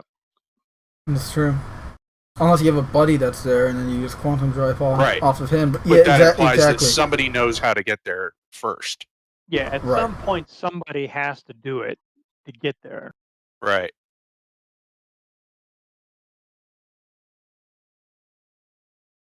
But yeah, I'm looking forward to even if even if we're absolutely wrong or 50% wrong or whatever, like just the fact that they're working on this is the first, iteration. It's a step in the right direction. We need exploration because there's a huge, I think, well, it's huge to quote somebody. I just think there's a large group of Star Citizen players. I would say roughly, like 60% of the backers are interested in exploration. Yeah, I think there's a very large group that's why they joined, because they heard, oh, you're making a space sim? I can go explore. Sign me up. Yeah. And the fact that there's not been anything for that in the game so far, I think has kind of, a lot of people aren't playing the game because that's not there. And once you bring that in, I think you're going to see the population increase quite heavily. One thing we did forgot to talk about Alien Week was our good friend Chris Harrow's Geon thing. Yeah, the Geon text that everyone tried to translate. Yep. So for anyone who doesn't know, one of our org members and our friend, Chris Harrow, is an independent contractor for CIG, and he works with the lore team and makes the alien languages. Specifically, he made the fonts that you see right here on screen for the Geon language, and I think he's working on the Banu stuff too right now. So all this wasn't written by him, but this work was done by him. So He hasn't worked for CIT, but he works with them. Yeah, whatever. But yeah, it was really cool. It was really just like an in-lore thing, like the Xi'an government or something acknowledging Alien Week. Kind of like, we love humanity, blah blah blah. Translated, but it was a cool thing nonetheless. That was worth mentioning. And for those who are interested, there is a translation of it into the English out there and about, and basically it goes into the lore posts. It's all about that sweet, sweet lore. Astropub has some good YouTube of discussions of that, and I think also Board Gamer. Yep. I've just been getting all my lore stuff from Chris, so. Sorry? I said I just get all my lore stuff straight from Chris, so. Yeah. in terms of alien stuff. Alright. Victor Wolfong in the chat says, I just got done listening to this book and such, and so I have a question. If you could, would you eat a burger made of meat cloned from you? No. No. Absolutely not. First off, unkosher. Second off, you're not supposed to drink your own piss or eat your own shit, okay? Yeah. So why would you want to eat that's meat rule cloned 1 and from 2, you? so don't go for rule 3. I guess rule 3 in this case is cloned meat. Cloned human meat. Cloned meat based off of any human being. Yeah, I that's just for me. No. I don't know. Did that clone get its vaccine? No, definitely not. Sorry, had to go there. No, it was funny. A funny note, people don't want to eat food from animals that eat a whole bunch of genetically modified food or that have a bunch of additives, right? Can you imagine eating food or eating meat that came from a human being? I mean, all the crap that we eat, that can't be healthy. Especially if it's cloned from yourself. That's so many versions of wrong. I mean, think of all those late night burger joints that you ate at, and like that questionable meat you bought in Tijuana at 3 a.m. Those like, 3 really weeks. Those 3 weeks of nachos at 5 in the morning. Yeah. Was that really cheese? That was, but the cans with I guess we answered it. No, it's like the nachos is, but the canned cheese that I sprayed earlier was not okay. Yeah. And then he says, me burger. Yeah, that just doesn't sound appetizing at all. Okay, I'm writing his name down on our list. Alright. Do we got any other Star Citizen topics, or are just we... kidding.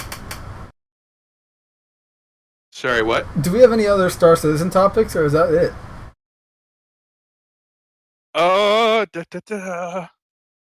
He says it was. He says, by the way, he says it happened in a book he listened to. So, what's the name of this book, so I know to avoid it?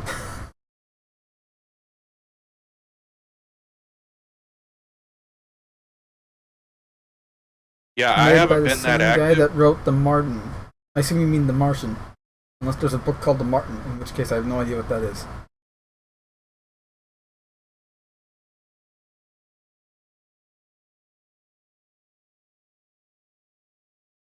The Mark Watley guy. Yeah. You ever read the book The Martian? Not the movie, but actually read the book. Yeah. Yeah, it's a good book. I usually tend to read books before seeing the movie. The movies. Yeah, I read that book before I saw the movie, and they cut a lot of, understandably so, they cut a lot of stuff out of the movie. And that's why I'm a fan of books. Because like over the movies, because there's just too much that has to be cut to make it, Hollywood. Movie. Unless you're gonna make it like a 3-part movie. Even then, exactly. Yeah. Sometimes there's stuff they just have to cut. You don't have enough time unless you're gonna make it into like an HBO series or something. Mm-hmm. But in the book they talked about, because obviously it was written before we found out that there was ice on Mars. Because in the book he has to turn his pee into drinkable water, but now we know he could have just melted the soil and gotten water that way. Yeah, but that ice isn't everywhere. It's No, it's not. It's like up on the polar cap, and then there's like little deposits here and there in where the sun isn't getting to it. But And even for then, You would and imagine, that- though, that they would have landed at one of those deposits. Anyway, or miniseries, yeah. miniseries would probably work, yeah. But even those are getting hijacked nowadays by Hollywood. Yep, So. because they're doing it because it's popular and trend, not because, hey, let's tell a good story or adapt this awesome book. Yeah. To go on a rant, it seems like Hollywood is basically just stamping out the same stuff again over and over again. Well, which is like, they're using a cookie-cutter formula that they think Yeah. works for them, but at least, I can't speak for everyone, but at least for the three of us, I know we're all tired of it. well, I keep finding shows that have like an initial really good idea, and they start off great for like the first 4 or 5, in episodes, and then inevitably, it's like the whole plot line of why they started this show like just disappears, and it becomes this whole like interpersonal romance / antagonism show Ooh. of well, he likes Bobby but she likes Bobby, and now we're arguing about this, and my mother never accepted me, and you're just like, I watched this show because I wanted to watch a space show, not a fucking space opera. Let me guess, this was, Oh no, it's like every show that. No, I'm trying to that's think of out what there show for it the was, past 10 because there's years. not a lot, there's a lot more space shows than there used to be, but, at least, Yeah. In the 60s used to have all of them, but, what, it's like, was it one of the HBO ones? I forget what it's called, some Avenue something, right? I don't know. Victor But says that there's sounds... it seems like everything's geared towards like kids nowadays, in the sense of like the mentality, like, you're special, you can do it, you don't need any experience, you're just going to be a natural at this. Oh, it's And- that, the bestest ever type thing that Yeah. I keep hearing about. Yeah, And where it's like that's you don't need to see them actually grow as a character or, grow their skills. They're just immediately good at No. everything because of horrible writing. Victor Wolfong Yeah. says that sounds awful regarding what you just said. yeah. Which is good, It- because he means he can see quality. He also says the book he was reading is, I guess, Project Hail Mary. The main character gets stuck on an alien world, but the residents try to make his life pleasant. And cloned human meat burger is at the end of the book. Sounds kind of like the old what was that, Next Generation, where they find the guy in the hotel that's Oh my god, yeah. Where Yeah. they used a really crappy book that he had and thought that was what Yeah. life was like on Earth, so they recreated it. And he yeah. essentially commit suicide in the hotel room that he's staying at. I don't think he committed suicide, Or just but he just died of of old age because he age, was yeah. like sad. Well, it was just regardless. It was I'm hundreds of depressed years 'cause ago. I gotta So live through this every day. yeah, it over was and it was over and hundreds over of years again. ago. So regardless of how he died, he was dead when he was decomposed when they found him. Yeah, So. desiccated. But no, it just seems like there's not much plot lines anymore of like following through on things. Or one of the things that constantly annoys me is we have these shows where like the starship captain goes out on the adventure, and you're like, that's not how you. No, that's keep what I liked about captains Star around. Trek. I mean, Like, yeah, that- in TOS That's they what did your it a ground lot. crew is for. Yeah, but that's what TNG kind of got right. Was like Picard rarely left the ship because he was the captain. And if he Well, did was leave the ship, No, he did leave the ship because they were constantly having arguments. The part they got right was Riker kept going, "You're not supposed to leave the ship," and then the captain go, "Fuck you, I'm leaving." I was just saying, It's- whenever he left the ship, though, at least Riker was still on board because, for the most part, not always, but right. But I'm because just saying, yeah, like, if you're leaving the ship, you gotta have the second command stay on board, otherwise you have no chain of command. well, not only that, but you never have your head honcho. Your head honcho doesn't leave the ship to go explore the planet. You wait until the planet's been explored, and then he shows up and goes, "Good job, guys. Excellent. I'm going to report back to command that you guys, that we've now surveyed this," and that's where everyone Right. goes. He always takes the credit for the shit that we did. Like, that's the real world, Yeah. that's what chain of command is he tells you to go do something. I will say this: I do miss Star Trek style shows where like that episodic, characters that you enjoy, on a that just get into like nightmare situations, and then you have to see how they figure out their way out of it. Which is why I kind of got into the Orville. I didn't like season 1. Like I didn't even get up to like episode 6. I got like episode 5. I'm like, I'm kind of done. But I heard season 2 was good, so I watched that, and it really is like here's Star Trek, but injected with some humor and more, I want to say, like realistic reactions from the characters to situations, like less politically correct. Well, definitely less politically correct, but it's like when I say realistic reactions, it's like oh, this giant monster looks like XYZ. Like, yeah, that a normal human being today would probably say that. Yeah. It sounds like realistic dialogue is what I'm getting at. And the biggest problem with generic shows these days is that everybody's so stupid. Yeah. Yes. Like they never grew up past adolescence, and they act like children all the time. They have no intelligence. It's really annoying.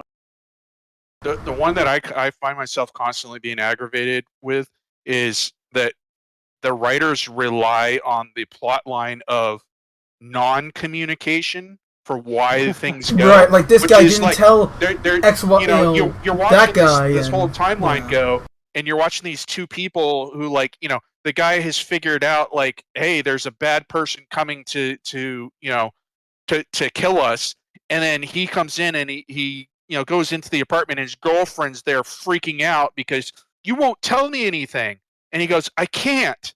And then, or better yet, they'll have if all he would have said is, "Hey, there's a dude about to kick the door down and kill us all," or something like on a sci-fi show, they'll have it where he finds out something and he tries to tell him, and then it's like convenient radio static or something, and the guy can't hear what he's saying, and it's just a lot of plot convenience and controversies that just make no sense. I get frustrated with that. Victor Wolfong says, Star Trekking across the universe. I like TOS. I like the camp. Yeah, TOS was really fun, I gotta say. It's my personal favorite of Star Trek.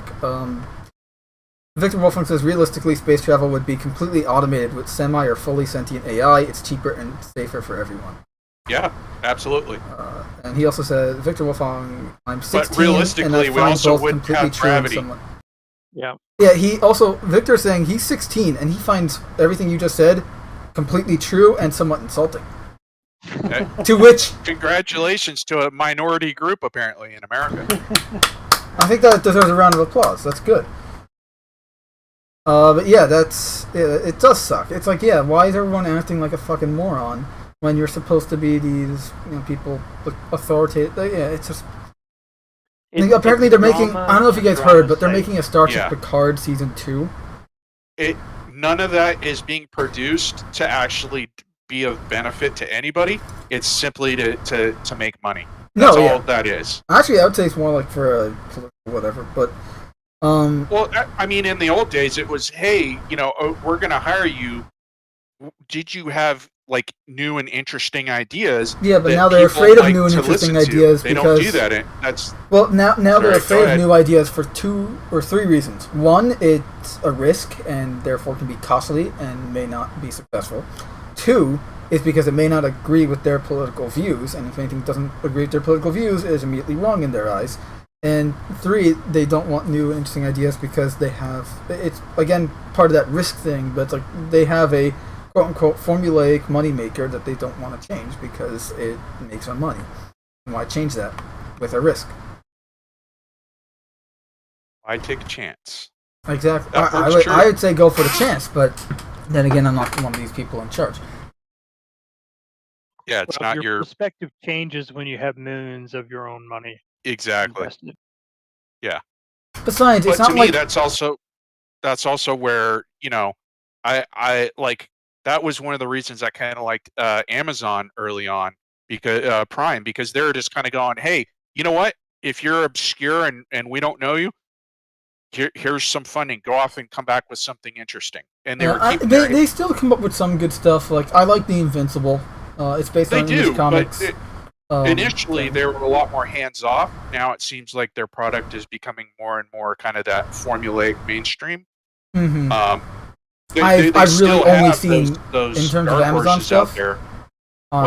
The only Amazon exclusive things I've seen are the Invincible and The Boys. So I really have no. But like you compare them to like actually has some good shows on it. yeah. The Boys season 2 I really didn't like, but season 1 I thought was good.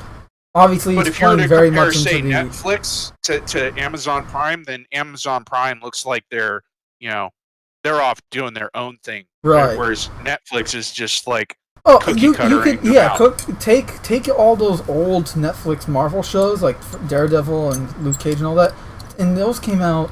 We're talking 6 years ago now. I think Daredevil came out in 2015, and then the other ones came out afterwards.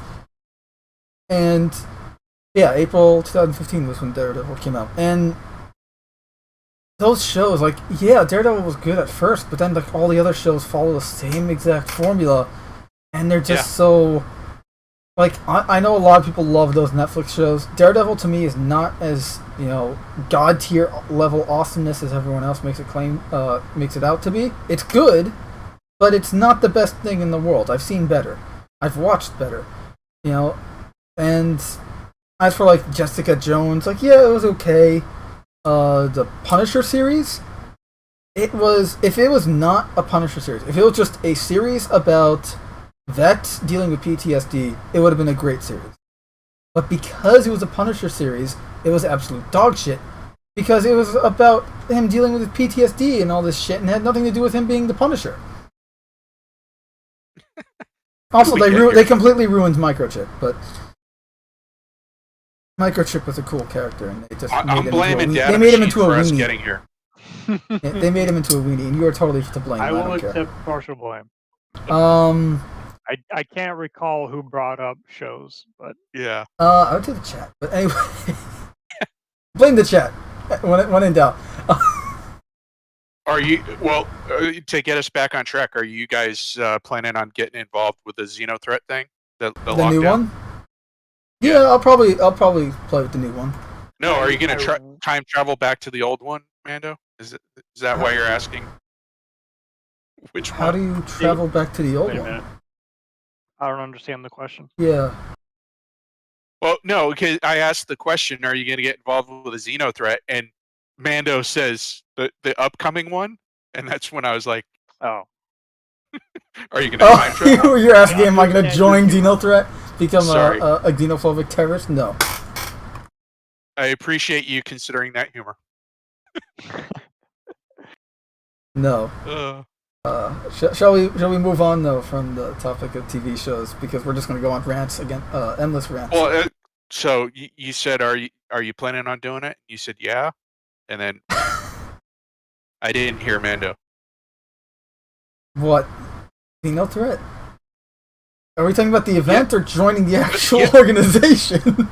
The event that's coming up. Yes, I'm gonna participate in it. Yes. That's what I asked before. You're like, what?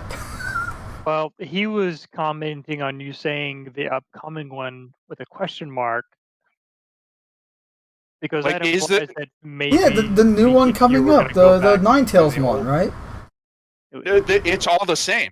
The Ninetales is the Xenothreat lockdown thing. That's why I'm like confused why you keep mentioning like there's an alternative. Because they described the event to be something different. So okay, what's the other event then? The Ninetales one, where it's they lock down a station, versus Xenothreat was essentially do cargo runs while an interest will I think on they're occasion. calling them the same though. I think they're calling this one Xenothreat also. Yes. Oh really? Yeah. Also, they're doing another Xenothreat. It's not the Ninetales one. It is the Xenothreat. The Ninetales is the Xenothreat. Huh. Like the Xenothreat, from my understanding, the Xenothreat is bringing the Ninetales in to do the lockdown. Just think of it as all in one. Okay, I'll still do it. That's why I kept kind of going like, what other options? Well, now you realize why I was confused. I went the option that you were going to try and do some time travel. My bad. I mean, if I could, I definitely would, but Make a few million more. yeah, But, first off, get anyways. myself rich, fix a lot of life problems. Those were insane payouts in the original one. Oh my god, yeah. I still have the 5 million credits I made from it. Crazy. Well, I mean, I think I only did one mission, and I walked away with less than like 45 minutes of gameplay. I walked away with 750,000 credits. Okay. Yeah, that's way better than I remember. Yeah, it was really, really well paying. Like, I mean, it helped that you guys were all a team, so we were all doing it together. It made it happen quick. Which was a lot of fun, by the way. Yeah. But, I mean, I only made, I think, like 2 trips in that whole time and walked away with 750 credits. 1,000 credits. But, yeah, I've been thinking about, I'm probably going to do it, but I'm curious as to how it's going to be as far as, like, what you're actually doing. Are you escorting, or are you going in to attack whoever's attacking the It seems from what we escort, saw in that if that makes sense. In that test footage, it seems like we're just going to be going in and attacking. It just seems like it's going to be a glorified dogfight. This one's going to dogfight. be a little bit different. It has something to do with taking care of the Idris. I think they may have talked about this in Reverse too. I heard that the whole idea was that you need to keep the supplies going. That's why, like, that's why the station is being locked down, is so that they run out of supplies. So the mission is going to be, depending on which side you choose, your mission is going to be either make sure that the supply shipments get there by protecting the ships that are bringing the supplies, or attack those supply ships before they get to the station.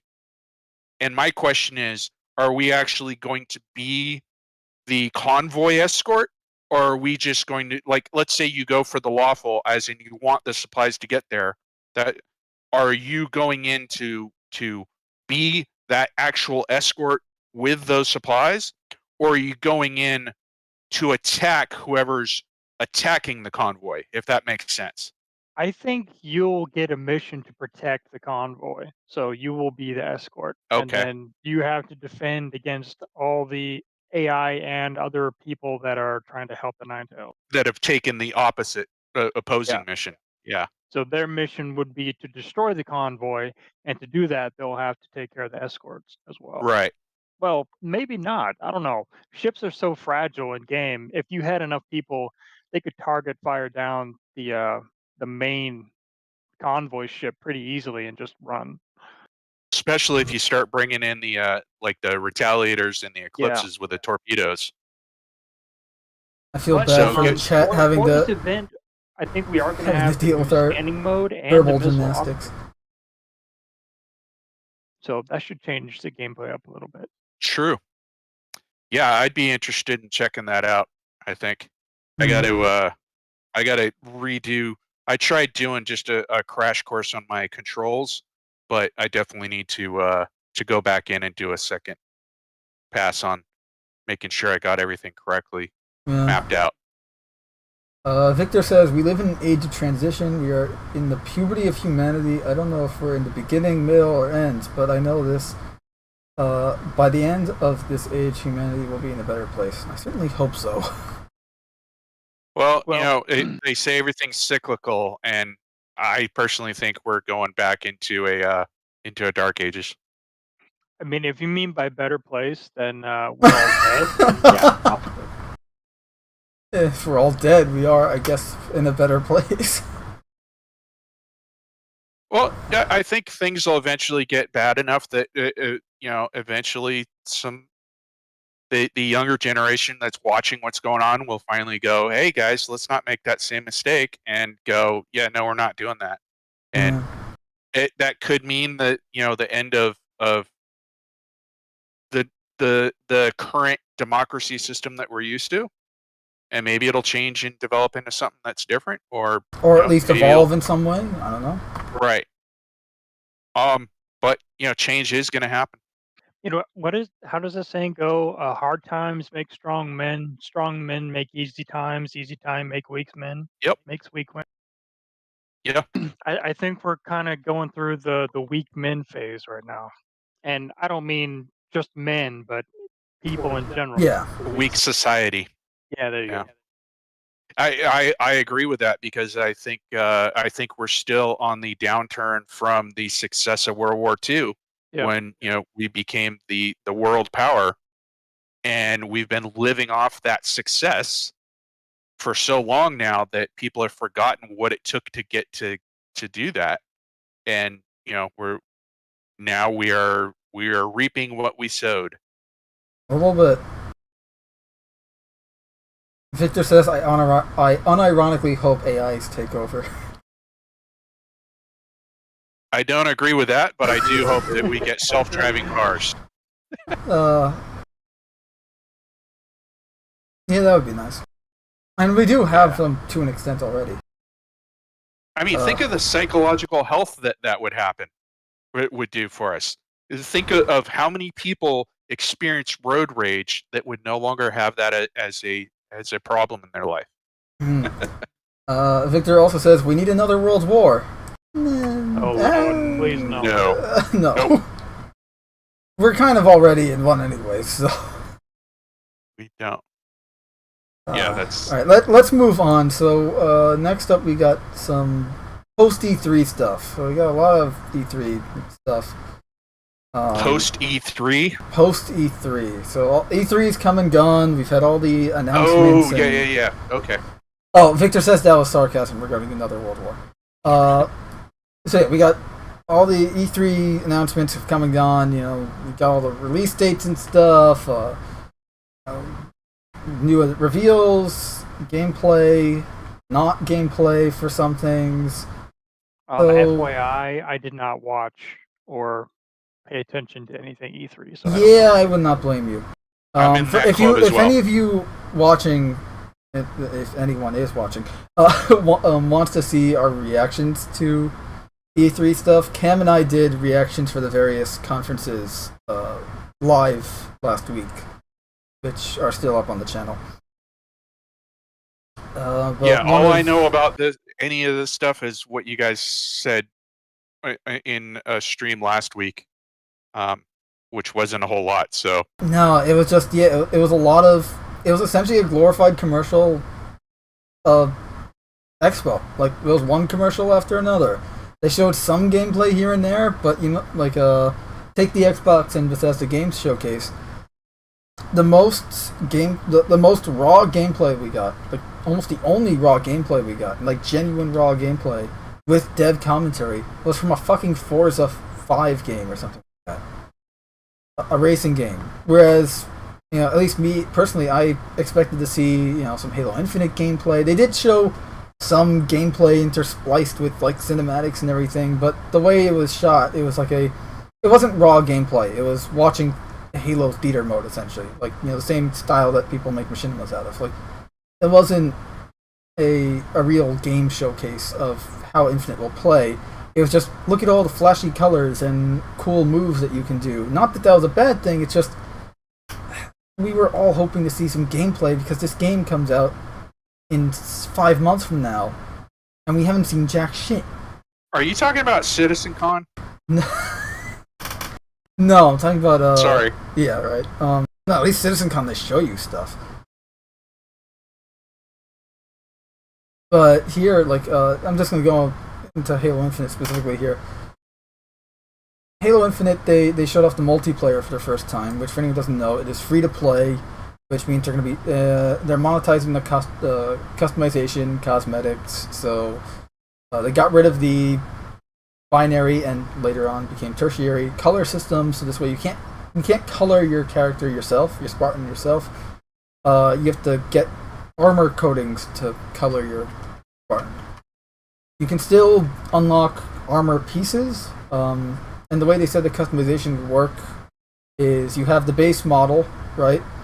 The base armor model, and you can customize the shoulder pieces, the hands, gloves, knee pads, and helmet. That is all. in terms of armor specifically. And then you can customize whether you want robotic limbs or not. And from there, they said that the base armor model, you can actually swap out for different armor models.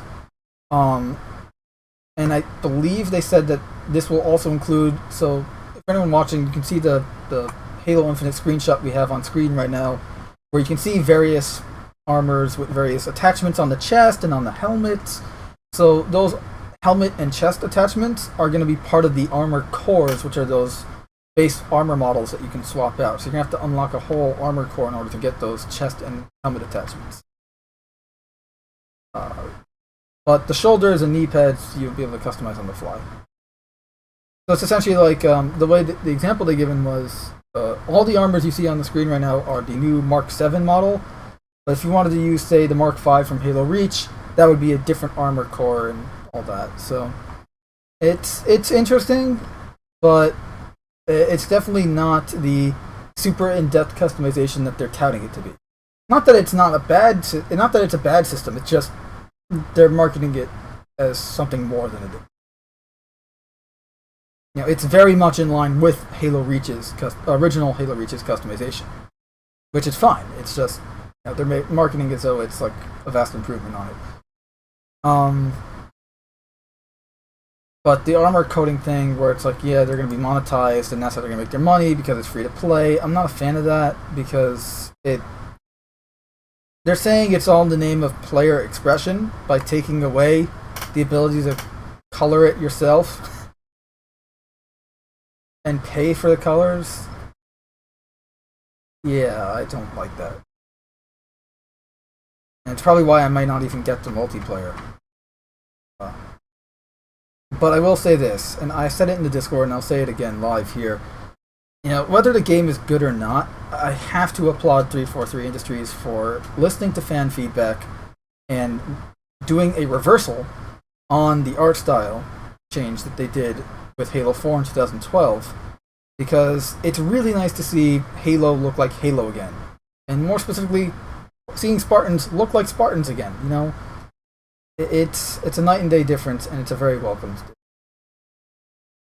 from how they looked with Halo 4 and 5. They actually look cool. It's back to what kind of established Halo in the first place, the artistic style that established the game visually.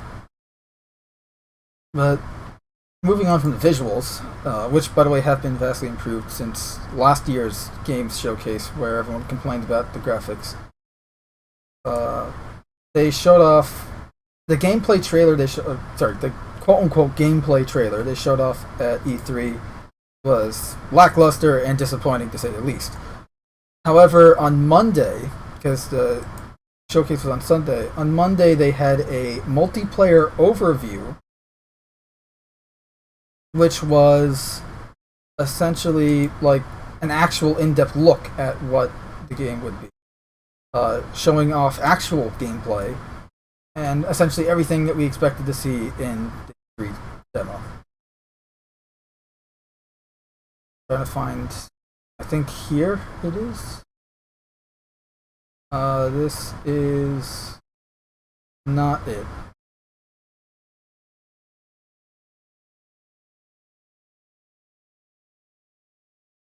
Okay, so I had it. Okay, here we are. So they showed off some maps, they showed off some gameplay, Spartans, and armor customization, new weapons, and it looks good. You know, like the game itself visually looks very impressive. It is nice to see classic designs return, as I mentioned, but again, they haven't really shown a lot of gameplay. Here's the most gameplay they've shown total. I have the trailer running here. Allows me to feel the. So I'm actually gonna let them do the talking here while I just shut up. You're gonna get in trouble. I don't care. I'll pause it every now and then and interrupt them. That'll work. It's pause. Go for it.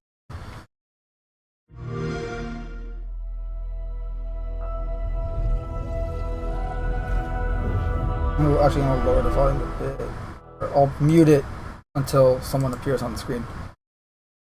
Um, Victor Wolfong says regarding Halo Infinite that he's intrigued by Halo Infinite, saying Clone Tana is cute, and with the acquisition of Bethesda, I hope there's Fallout and Doom themed stuff in the future.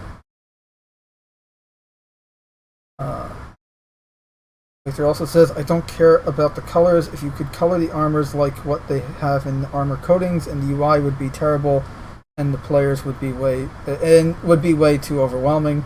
I hope the game is mod compatible. The PC version should be. To be honest, I'm at that point where I've just, like, there's been so many games that have been hyped and overblown that I'm at the point almost where the more I see a studio trying to hype their game, just the feeling of the like more I don't being trust firefight and hearing like, I've become more a fan of like just I want to see the raw gameplay. Yeah. If you want to play it, here it is. And if word of mouth gets around that this is a really good product, then I'll jump in on it. But it's almost like these shows are kind of like an indicator to me of like how big these companies go on. Like, check out our game. Check out. Well, you do know a lot of the game's budget goes into the marketing. I know, and that's what I'm saying. You know that. The more I see that budget pushing the game, the less I want to play that game, because I think history has taught me not to trust them. Exactly, and it's like and you and I've talked about this, how they, gaming, the gaming industry, the entertainment, like Hollywood industry, movies, TV shows, even comics, they all do this. Gaming more so, I think, than any other, and that is like this behavioral modification of, we're going to remove a feature from the last game in the new game. We're going to remove a feature that was in the last game, and like 3 games later, we'll put it back in and call it innovation and a new feature. Modifying your behavioral thinking is new because it's been gone for so long, and it's essentially the kind of like let's reset the quality standard, the quality bar, by kind of making something crappy, and then making something that would be mediocre or on par with the last thing we made. So it's good, but it's not an innovation. It's not improvement. It's not great. But in comparison to the crap they've been pushing out, it is great, because in comparison it is, but in reality it's not. And I hate that. Like, I'm not hyped for Halo Infinite or really any of these games, more so curious than anything else. My Victor comment wasn't in the same mindset. At Halo. I was just kind of making a generalization. No, I know, and I agree with it. It's just that because I like Halo, and I want it to be good. But at the same time, everything I'm seeing makes me worry, because they're not showing like this raw gameplay. It has to be this bombastic showcase and all of that. Like, this overview thing was fine. It was like a Vidoc that showed off developers talking, commentating as they showed some flashy gameplay. But I think I heard somewhere that a game developer was saying that, and this might be maybe a few years old, but was saying that he was used to up to 80% of the budget being for marketing. Yeah. Damn. I wouldn't be surprised. I wouldn't be surprised. Yeah, which is insane. It is. But I'm gonna let this guy, whoever this guy is, the click of the gun, throwing it down, grabbing one off the wall. My gunner's upside down, and he's like laying in. I see kill assist, kill assist, kill assist. Any pistol across. That also tells me that the marketing gun, community is just broken. Yeah. Combat with vehicles going. No wonder you've got bad decision makers in marketing. Because they're gonna follow the money, right? Right. Well, what is Halo multiplayer? And for me, it boils down to this tight arena-style combat and big team battle, this wide-open, vehicle-infused kind of combat. We're taking that awesome legacy or classic Halo combat experience and modernizing it in ways that'll feel fresh to old players and really exciting to new players. We're going to give you great ways to customize your Spartan, really make your super soldier Another your problem own, that I have with and marketing is that it's it's like statistics. You can really make statistics say whatever you want them to say depending on how you word things. And to me, that's exactly the same as marketing. So and here on screen, like they have Joe Staten, who pretty much who wrote the original Halo games for Bungie, pretty much all the Bungie games. And the guy who's on screen right now. Yes, yeah. Oh wow. Yeah, and like he's back. He's now the head of creative at 343 Industries, and this announcement was made, I want to say earlier this year, right? When he was made the head of creative, I mean, like earlier this year. He was brought into Halo Infinite, I want to say like July 26th of 2020, like right after that campaign demo they showed off last year. After the negative feedback, like they brought him in, I guess. And everyone was super excited. Like, yeah, it's good news. Like they're bringing the original Halo guy back in. Like, this is the guy that kind of like wrote Halo into what it is today. Or not what it is today, but what it was back in the day. Made it what it is as a franchise today. And it should be good news, but the problem is you're announcing something that's like, this is the type of announcement you would make in terms of like a pre-production. Like, this is a pre-production announcement. Like, oh, we just announced like we're hiring this writer for the game. 3 years before the game comes out or whatever it is. Not a year before the game comes out. Or 6 months before the game comes. You know what I mean? Like, it just, these types of announcements are extremely late in the development process that I'm kind of worried. And they did show off a campaign trailer at E3 for Halo Infinite, but it was just a cinematic. Like, literally, it was only cinematics for the campaign. They didn't show off any gameplay. They showed off a little overview of the world map for the game, because it's like a semi-open world type thing, like a very expansive, open environment for a Halo game compared to previous entries. But it's like, that doesn't, like, yeah, cool, it looks great, and it looks very big, but it doesn't show gameplay and how the game will feel and how it will play. Because that's what I'm more curious about. If you want me to pick this game up, I want to see how it plays. I want to see, I want to get some kind of sense of how does it feel when, and how does it work? How just, I don't know. I haven't seen anything yet. Not really. And I'm just going to keep the video and have it play in the background, but it's just kind of worrying. You haven't seen anything, and this game's supposed to come out holiday 2021. This holiday 2021. It's supposedly it's going to release November 15th, 2021. That's not confirmed. But that's the thing, is they haven't even confirmed the fucking release date. It's supposed to come out later this year. We have a release date for fucking Starfield, which is coming out November 11th of 2022. Why do we have a release date for a game that doesn't come out for another year? It ain't real. That's fake news. No, that was an actual release date that But I'm saying it ain't real. You can't believe that. It's a year out. Come on. Yeah. Anybody who's I'm not saying knows that. I'm not saying that will actually be whether it actually releases on that day or not. Only time will tell. But my point is, why do you have a set release date for that game, but not for the game that we know is releasing this year? Because there's an E3 event going down, and we need to have our name out there. Say something. I don't care what it is, but just make sure our name is out there in public. Tell them it's going to release next year. That's why you're hearing that kind of stuff. That's the decision-making process. That's it. It's not about the game. It's not about gameplay or any of that. It's just, we need our name out there. I mean, to some extent, that's true. You've got to say something. It doesn't matter whether it's completely accurate or not, but something has to be said. You can't be silent. So we'll just tell them something. Exactly.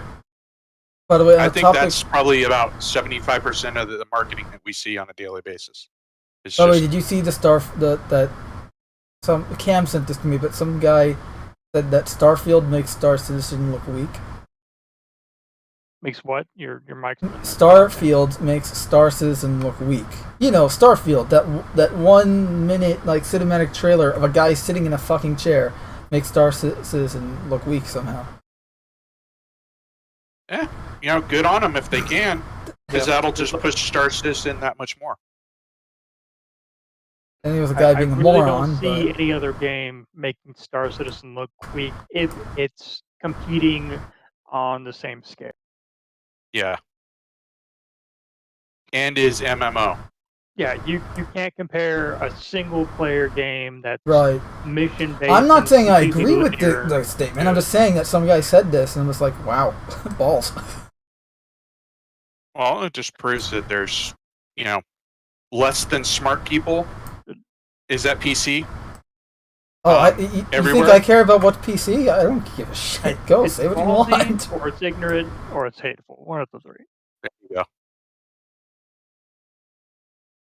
Ignorant or arrogant, I think, would be a proper phrase here. Or both. To be honest, I really want what would God, I can't think of the name right now. Black Mesa. Half-Life. Half-Life. What was like a year or two ago? They released that a new game. Oh, but it Half-Life was only Alyx? on on VR, platform. the Half-Life Alyx game. Yeah, that's it. Like, to me, by the way, that game is amazing. Yeah, like, why not release that like to every platform? I would love a PC the kind of port. game that Are I you would have kidding just me? been like, you guys aren't hyping shit. You've got a good background, like, your track record is positive. Sign me up. I fucking want it. I would love a PC port of that game, but it's a VR only title. It uses their new Source 2 engine, and part of the reason they developed it for VR was because I think they're trying to push their own VR system. yeah, they hate the Valve Index. Index, yeah, which where it allows you if I to had individually $1,000 control each to finger. throw away, I would get it. It's supposedly the best VR hand controls out there right now because it allows you to control each individual finger and it has like pressure sensors and stuff. It's why really not cool. go ahead and when you're creating the game, why not have one version that's for your VR and then one that's non, just so you can clean house? Well, like, I mean, to me, it limited them. I think because this game specifically was designed exclusively for VR, so their VR hand controls where you can move your fingers and stuff, you can't translate that to mouse and keyboard. Not even like a controller? I don't think so. I mean, if you have to use your hands to grab things, how do you simulate that with a mouse and or mouse keyboard or controller? Create the controllers that you can plug into your keyboard. No, but what I mean is the Valve Index plug into your uses keyboard. Don't you mean into a computer? Hand controls where you can articulate your fingers. Right. Sell those controls. That's what I'm saying. They do with their Valve Index VR system. Right, but I'm saying if you're going to do a PC version, you're telling me you can't create two hand controllers that you can plug into a computer that would work on a non-VR game? Like, there's... I don't think it's worth the time and the effort to try to make a separate peripheral that not many people are going to use, or that can only be used for one game. Yeah, I don't know. It doesn't make sense from a developer standpoint. By the way, you mentioned Black Mesa. They last year they released the Black Mesa remaster of Half-Life 1, the finished version. Which, by the way, I don't know if you guys played it. It is awesome. It's essentially Half-Life 1 in Half-Life 2's engine. Yeah, I saw it. It looked really neat, but I did not play it. I love it. It's so much fun. Well, I mean, I played the originals. Back I'm just saying, like that. If you're a fan, it's worth getting. But then I'm also like a Portal fan too, so I want to see the cake. The cake is a lie. Not in my world. You can't tell me that. You're not the boss. Okay, and then you will be baked, and there will be cake. I don't know. Some people Portal, like to be baked. I can't even begin to count how many times I played Portal 1. I probably played Portal 1 more than I played Portal 2 for sure. But to me, those were games that actually had, like, gameplay. Like, somebody sat down and went, we're going to create a game that's interesting to play instead of just, we're going to try and turn out a product to make some money. Yeah, and that's part of the problem. Like that's why we all fall Star Citizen, because it's actually making innovations in the industry as opposed to let's just follow trends and try to be the popular one. Money. Like that's what Halo Infinite is. It's like I saw. No, if anyone's in the Discord server, you saw me put that video where it said like some. It wasn't my video. Some guy made a video saying like Halo Infinite isn't following trends. And like, right, that's why it's going for the 10-year live service plan, free to play, monetized cosmetics that everyone is doing right now because it's popular. How's that not following trends? Like, it's just that's unfortunate because that's not what I want in the game. I don't want a trend follower. I want a trend setter. You know, I want something that's making take a new concept or take an old concept with a new take on it, and that's all risky, man. It's all risky. We can't sometimes get it's worth it. To go risky. Well, if anyone here is interested, like anyone watching, or you guys are interested in playing or testing Halo Infinite, they're doing a flooding program, so you have to go to Halo Insider and make sure all your stuff is up to date and all that. So test the game when it. I like the promotion that DCS just went with, which is I guess they're opening up every single module that they have free for everybody to play for the next 12 months, and then it'll go down to 6 months, and then then if you want to continue to use it, then you have to buy it. Like I heard that and I was just like, that's insane. Crazy. Those DCS packs are expensive too, aren't they? I need to get on that on that chain. The cost of a game, I guess. Yeah. Yeah. That's but, the voice attack stuff, very right? High quality product, and basically, the people who are buying those usually are like becoming experts in that system, i.e., they know all the switch positions and that's the voice attack stuff, right? I really need to get into it. No. No? DCS is like the actual planes. Right, okay. Highly detailed. HCS is HCS is the voice attack, right? The operator's manual. I think you even had them in the game, right? Yeah. You have to have the operator's manual to operate that aircraft. Yeah, you need to know I need to turn on the gen set for 15 seconds on this specific aircraft before I start try and start the actual engine. It needs that actual real world time to build up the charge or whatever. You're sitting on the tarmac doing a 30-minute pre-flight before you take off. Yeah. Essentially, it's a flight simulator, like an actual flight simulator. It is. Yes, it is a full-on simulator of flight. I need for to try that this. specific I love platform. flight simulators. So when you're buying, your F-14 Tomcat, you're getting as close to the real-world F-14 Tomcat as they can create in not just flight mechanics, but in actual cockpit visual flip switching, knob turning, frequency setting as you can get. So that's why they're charging, $40 to $60 to $100 for that, to buy that aircraft. So can I shoot down pilots that ejected, that are parachuting in Break Geneva Convention? Can I commit war crimes in this flight simulator? All I'm asking. Yes, you can. Awesome. I'm in. And you can even go multiplayer. Victor Wolfing says, by this point, I'm expecting Halo Infinite having only one really big trailer, and at the end of the trailer it says tomorrow, like what Doom did for that DLC.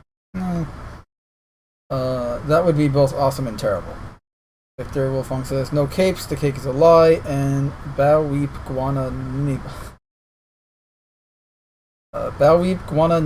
which is from the Transformers 1986 animated movie.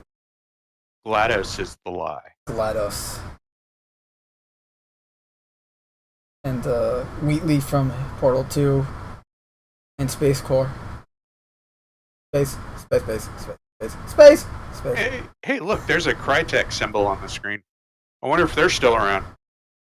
They are, because didn't they recently Shots come fired. out? Relatively recently come out with the what's her face? Crisis How do they pay their remaster. people? That's what I wondered. Crisis remaster, yeah. Does anyone even care about Crytek these days? Come on. I Yeah, only good care about point. Crisis, and I heard the remaster was kind of crappy compared to the original. It's supposed to be a visual remaster of an already pretty visually stunning game, and it wasn't up to enough. The original Crisis was an amazing game. I loved it. Yeah, I love Crisis and Crisis 2. So much fun. I think Crytek is a great example of failure to continue to To iterate, yeah. Improved. Yeah, exactly. And they're a great example of the overall industry in general, which is they got to they a made point where one they good were, thing, and then they couldn't really do anything else with it. Like, they couldn't move Right. on. They couldn't innovate. They just continued making that same thing. innovate. That was the word I was looking for originally. And when somebody else came along and started to innovate on something that they had initially started, they, rather than actually go, oh wow, hey, look what we could actually start doing ourselves, they just turned around and tried to sue them for money. And those that were trying to innovate on what they did was CIG, of Star Citizen. Yeah. They won that lawsuit that's- because they were in legal right there, Yep. anyways. And also switched over to Amazon. Well, which no, called they used Lumberyard. Crytek to create their own engine based on CryEngine. Right, but they've And they by also the- bought at this they bought point, the they've legal rights overhauled to the Cry. system. Well, not the rights to, like, but they bought CryEngine. They're licensed. The license, thank you, for CryEngine. So they legally were allowed to do whatever they wanted with the engine that they bought licensed. Right, but so. what's been released as part of that whole thing was that essentially the code, like Lumberyard is one variation, but the coding that Star Citizen has now done to create Star Engine is like, yes, okay, it is originally based on Crytek, But it's so heavily uh, modified. that it's its own strain now. Yeah. Like it's not compatible. It's not recompatible with anything else Crytek has. Which is why they refer to all the stuff, the old stuff, as what's the face, as legacy things. Which is why they need to work them over to the new system, because the old system doesn't work anymore. But back to here. So we got release dates from all the various E3 showcases to various games. I'm not going to read every single one of them because there's close to like 200, 300 games here. I think you're going way more in depth than I would. But one of them that stands out to me was Origami 2. I don't know if you guys ever played Origami. It's on Steam.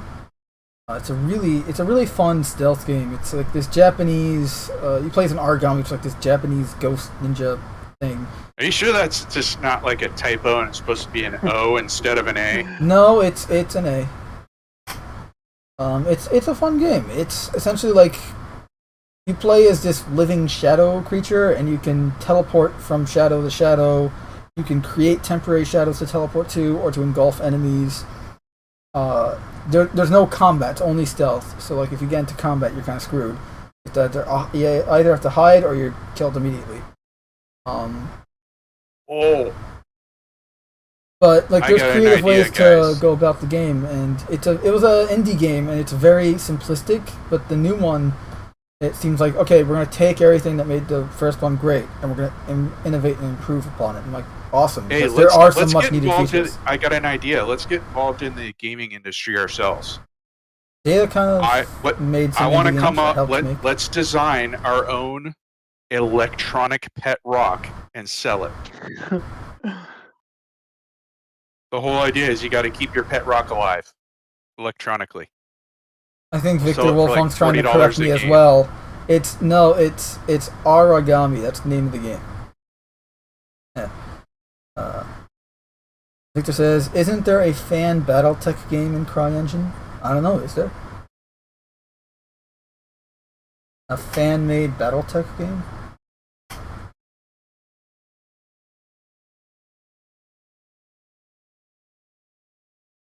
I never really followed the battle text just because I waited so long for them to do a good one that never seemed to show up that I finally just went, eh. But you gotta understand, that's like coming from the 90s. Yeah. I followed it kind of on and off. I honestly have no idea. I haven't been that. Well, like, I followed the game. It's pretty much, oh, a game came out, cool. That's my level of following it. And I played a few, but. Also, one of the highlights from Square Enix's E3 conference was Guardians of the Galaxy game, which is set to release on October 26th of 2021. And I like this because it was kind of like Wait, hold on. So a Hollywood Disney video game is going to be successful, is what you're saying? No, I'm just saying that here's a game that's being revealed for the first time, literally just like 4 months before it actually comes out. Like, it's not like we know it for years and then it's finally released and like, no, it's coming out literally this October. Enjoy. Like, and they actually showed gameplay in the reveal. It's like that. Like, whether the game's good or not, you gotta at least give them props for that. Yeah. GOG says, Victor says, GOG the game. Like, Galaxy of Games? GOG? You know, CD Projekt Red's thing? Yeah, like, it looked good. And there were funny moments in the trailer, like in the gameplay. But I'm worried it's gonna be another Avengers type deal. It is not a multiplayer online looter brawler type fiasco that the Avengers game was that Square Enix made. Oh, speaking of which, it is a single player. It is a single player action adventure game with RPG elements. But so Mando, it is actually. Yeah, what's up? Question. Yo. I know you don't want to talk about Star Wars stuff, so no, I do not. You know, that's off the table. But what do you think of the latest Loki series? Oh, well, I haven't watched it, so I don't know. I haven't watched it, but I saw some clips and it looks funny. I'd probably watch it if I had Disney Plus, but I don't. I don't have Disney Plus, so even if I wanted to watch it. Gotcha. Okay. I just wanted to ask. In fact, the only reason I quote unquote have Hulu is because I am leeching off of someone I know. Like, I have access to their account. That's the only reason why I have Hulu. And I only use Hulu for MASH anyways, so they got all of MASH. The suicide is pain. Sorry. Yes, Victor, the Avengers game is still going. It is having a lot of controversies right now because recent update, the game, the devs tried to increase grind so that you can't level up as quickly in the game. And keep in mind, the weakest part of Square Enix's Marvel's Avengers game is the gameplay, not the story. That's the second to weakest part. The gameplay itself is the worst part of the game. So, in a game that they're claiming is too easy to level up and you're gonna make it worse, yeah, they're gonna kill their numbers. Like, it's currently in the hunt, and like last I checked, and this was in April, the game's like player numbers were around 400. You're easily gonna cut that in half, if not more. 400 is not a lot of players for an online game like that, especially with the game like Avengers. That's not not a even name like that, like a name state. You know, it's like, oh, everyone knows Avengers because of the movies and all that. That's not even like worth paying for the server time. Yeah, but they still think they can get some money out of it. And what's great is that game was also advertised as a 10-year plan. Microtransaction for cosmetics type of deal, live service, games as a service type bullshit that never works. Honestly, name a game that's actually lasted for 10 years that is quote unquote this live service title, where it's that's not an actual game. Like, yeah, we've had games that have lasted for 20 years, like Halo CE, but that's not a live service title. I don't know. Path of Exile is probably the closest that I can think of. What about that? Was it marketed as a live service type thing? I mean, I don't remember. define live service for me. Yeah, I was just gonna say, what is live service exactly? Where it's well, I mean, in practice, it's here's the game, it's finished, but we cut content out of it's either unfinished on release, or they cut content out of it on release and then spoon feed it to you through updates and whatever to keep it alive. That's live service? From experience, yeah. But games like Battlefield 5 or Anthem or Fallout 76, those are live service titles. How is Avengers. that a live service? Those are live service titles, and clearly they don't Yeah, work. How do they? I don't understand how that can be classified as live service. Anyway, I would say PoE probably does fit in the live service category, and it's doing quite well. But that's because the gameplay is fun. Victor brings up Eve. Yeah, that's a good point. Eve also still. And World of Warcraft. World of Warcraft. But then I would. It can That- work, that's but the iterations. underlying- Yeah, the World of underlying Warcraft. gameplay has to be World of enjoyed. Warcraft now is not what it used to be at all. Like it's just a completely different game. Which is why they tried to sell like an original. Was it World of Warcraft 3 Reforged or whatever? That went horribly wrong.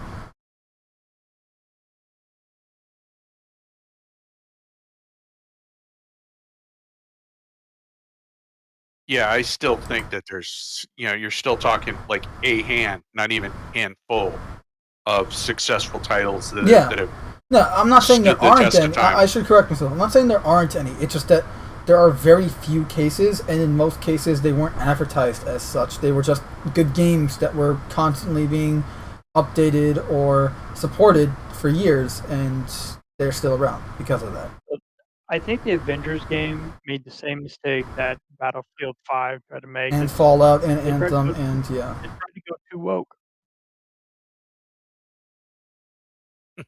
It's a minimum viable product. That's what they're going for.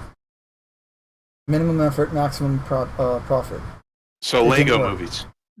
I don't know. That they tried to be politically correct, and nobody wants that in a video game. No, yeah, because Carlson, I don't know if you're aware of this, but in the Avengers game, they used the main character of the story is a newer character, Miss Marvel, Kamala Khan.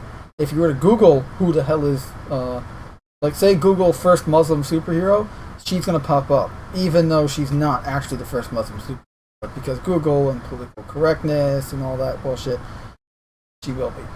But essentially, she's a inhuman character in the Marvel universe, which is essentially like knockoff mutants. Though they've existed for the same amount of time as mutants, in terms of like. I'm only when they getting were like created. every third word you speak, so. Really? Hold on a sec. Yeah. Okay, you guys hear me better now? Yes. Okay, that was weird then. But no, they're using the main character is Miss Marvel, Kamala Khan, and she's not a good character. She's essentially Marvel's flagship politically correct character. Gotcha. So yeah, and the bestest ever, all that type of stuff. She's great at everything. She can do no wrong. She's super smart. She's do this. She can do that, even though she has no experience. Well, she collected all the 10th place awards growing up, so she's capable of doing anything now. Victor Wolfgang says, okay, hear me out. World of Warcraft, but it's StarCraft. Also, screw you, I like the Lego movies. I assume he meant to say except Ninjago, but it says expect Ninjago. Should I be expecting Ninjago now? I'm turning around, like looking behind me. Also, that's what I like about our chat. They're not afraid to say screw you whenever we disagree Yeah. with us. Awesome. Yeah, I'm all for that. Yeah, Speak your oh, mind. totally. But yeah, they got a bunch of announcements. They got a Hitman mobile game they announced. Square Enix. Nintendo announced a. This one caught my interest. Metroid Dread, like a new Metroid game, and it's not like a first-person or third-person shooter type game. It's like a traditional Metroid game. Side scroller. Yeah, so like, okay, cool. I like the new design for Samus in the trailer they had, where it's like it's Samus but with a white kind of flare to her armor. Like, okay, that's a new look. It's nice. It fits what they're going for here. They also announced Legend of Zelda Breath of the Wild 2 for anyone that's a Legend of Zelda fan. They also announced, because this year is going to be Super Monkey Ball anniversary, they're doing a 20th anniversary. They're doing Super Monkey Ball Banana Mania, which is I guess like this anniversary pack. I don't know if it's like a remake or a remaster or if it's a new game entirely, but it's essentially it's a new. Regardless, it's a new Super Monkey Ball for the Nintendo Switch. I gotta bow out here, guys. All right. But it's been fun. Yeah. And hopefully see you guys either in the verse or next weekish. Hopefully. All right, guys. Yeah. Later. See ya. We also had Tony Hawk's Pro Skater 1 and 2 coming to Switch, because, as is the case with pretty much every game that's not made for the Switch, it comes to the Switch like a year after release. Or several years after the release in some cases. I mean, yeah, there was a lot of cool announcements. Like Stalker 2 was a pretty cool... Stalker 2 Heart of Chernobyl, which is releasing April 28th of next year. Supposedly. They did show gameplay, so at least there was that, versus Todd Sweet Little Lies Howard saying Starfield gameplay, and then immediately shows a cinematic trailer. So he's living up to his nickname, to suffice to say. Victor Wolfong's cursing autocorrect.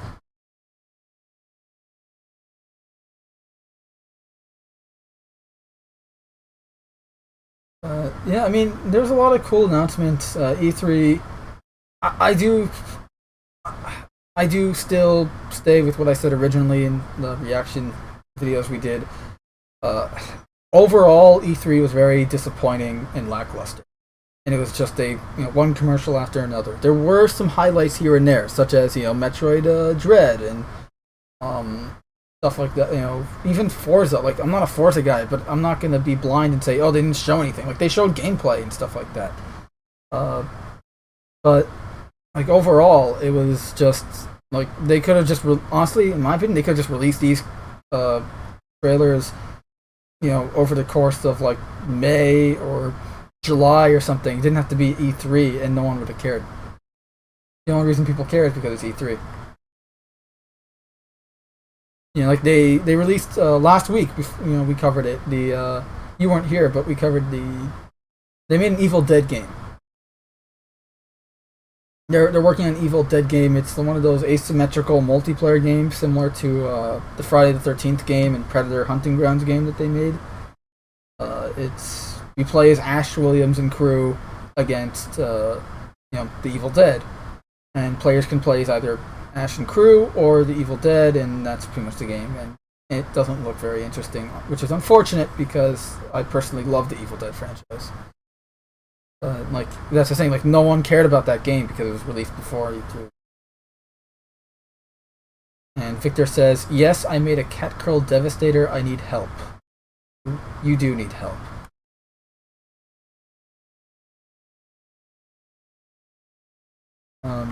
But yeah, E3 is just very uneventful, very meh.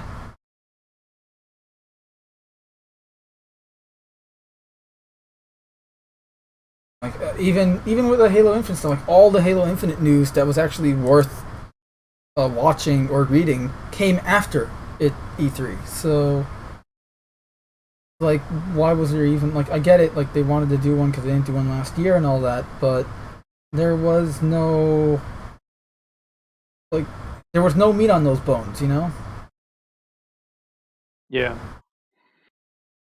There was no substance to anything at E3. Again, like there was maybe like 2 or 3, at most 2 or 3 highlights per per showcase, like per Square Enix or Xbox or whatever. Some didn't even have one. Like Cam and I watched the PC gaming show, and it was just complete garbage.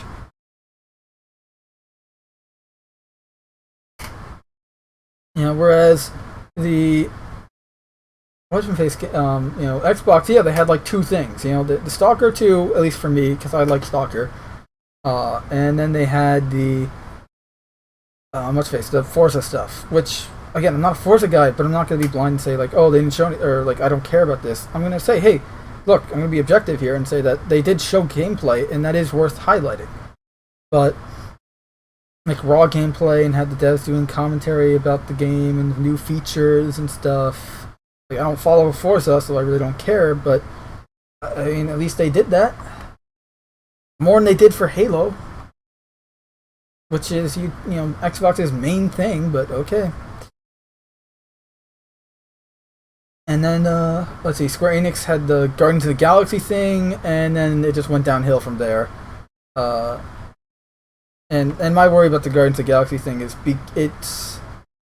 they're clearly going for a movie-esque, like, appearance and dynamic with the Guardians of the Galaxy, like, with the characters, but in the showcase, they talked about how it's more inspired by the comics. I mean, albeit the more modern comics, more so than the originals, given that the originals had a completely different team and were only created in 1996.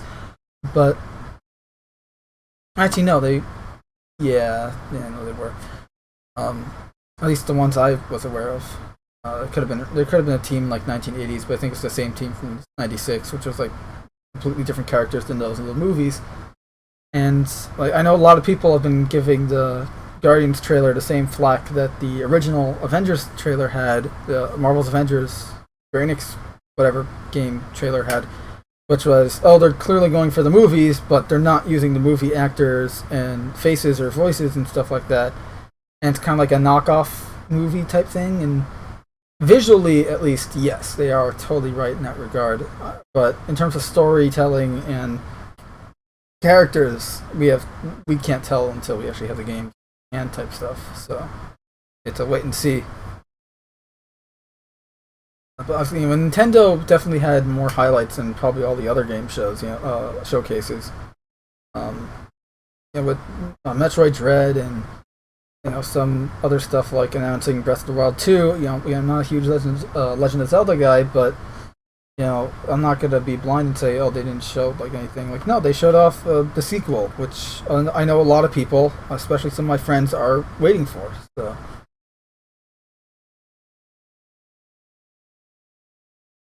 No, the PC game show did have one good thing. One. Which was like a Stalker knockoff. And it actually looked better than the Stalker 2 showcase from Xbox. But it was a Stalker knockoff. Hardly worth mentioning.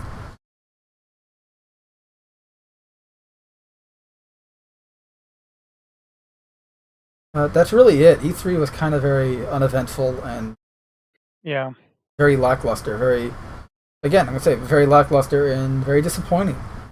Because E3 used to be about, revealing gameplay for the first time of for these games, or just revealing games that, like, okay, this is where you reveal the games or you show gameplay for a game for the first time. That was an actual expo. But over the course of the years, it's kind of become a slow, just marketing, commercial after commercial after commercial thing that it's all fluff, no substance, all flash, no substance, and it lost its validity. It lost its kind of confidence with viewers and players alike. Like, no one trusts anything they see at E3 anymore. I certainly don't. Like, yeah, I saw some cool things, but are those actually going to be in the game? Like they did an Outer Worlds 2 trailer, which, I was probably a little hard on at the time. It is funny. I just didn't like. I even told Cam at the time, like, I didn't like that we're seeing this trailer slapped in the middle of all these trailers. It's making fun. Like, it's making fun of how all the game trailers are like. Has the blah noise and slow motion for no reason. Doesn't look cool. And it's a cinematic trailer, and lens flares, and it's making fun of essentially E3 game trailers, which was funny.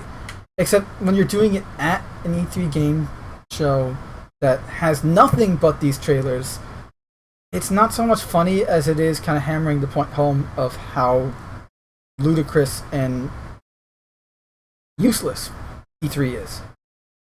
Just how unnecessary it all was. Separately from E3, though, the trailer was funny.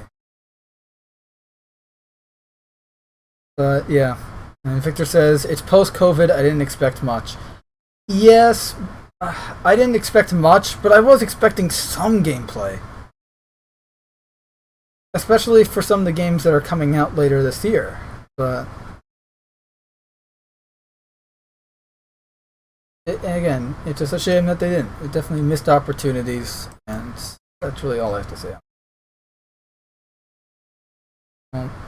What else do we have? I think that's really it. Unless you want to cover some we kind of already covered some non-gaming stuff with TV shows, but in terms of news, like new news.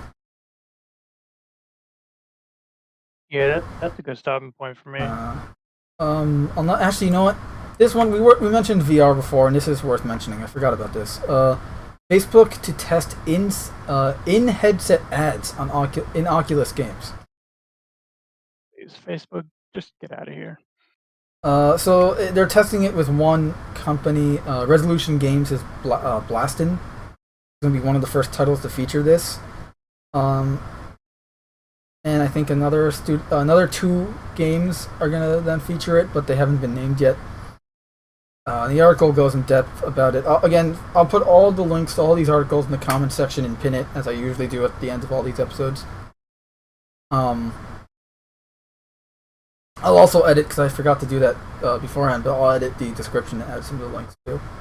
But this is just like, are you fucking kidding me? Like, can you imagine you're playing a VR game and then just an ad just fucking pops up in your face? I mean, I can't imagine it. It sounds terrible. Exactly, yeah. It just sounds like a nightmare. I mean, it was bad enough that 2K Take-Two Interactive had unskippable ads in a $60 game for 2K 2019, NBA 2K 2019, and then again in NBA 2K21. And NBA 2K21 cost $70 because Take-Two is all about how we have to raise the standard to $70. Remember? They're the ones that are kind of like frontlining that.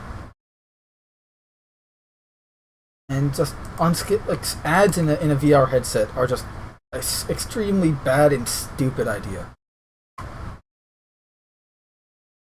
It's a good way to get people from Oculus over to Valve's headsets, that's for damn sure.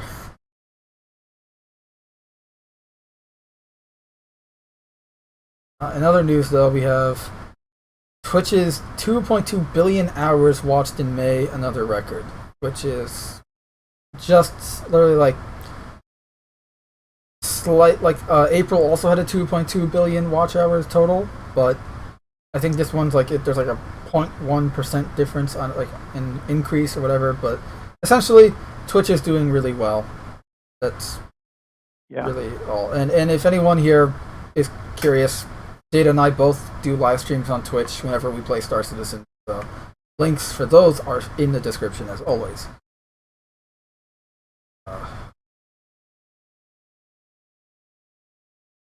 So we got GTA Online for PS3 and Xbox 360 shutting down, which honestly doesn't surprise me. It's been how long now? It went live in October 1st, 2013. So they will stop selling the in-game currency for the PS3 and Xbox 360 versions of the game on September 15th. So naturally they're going to try and squeeze you dry until then.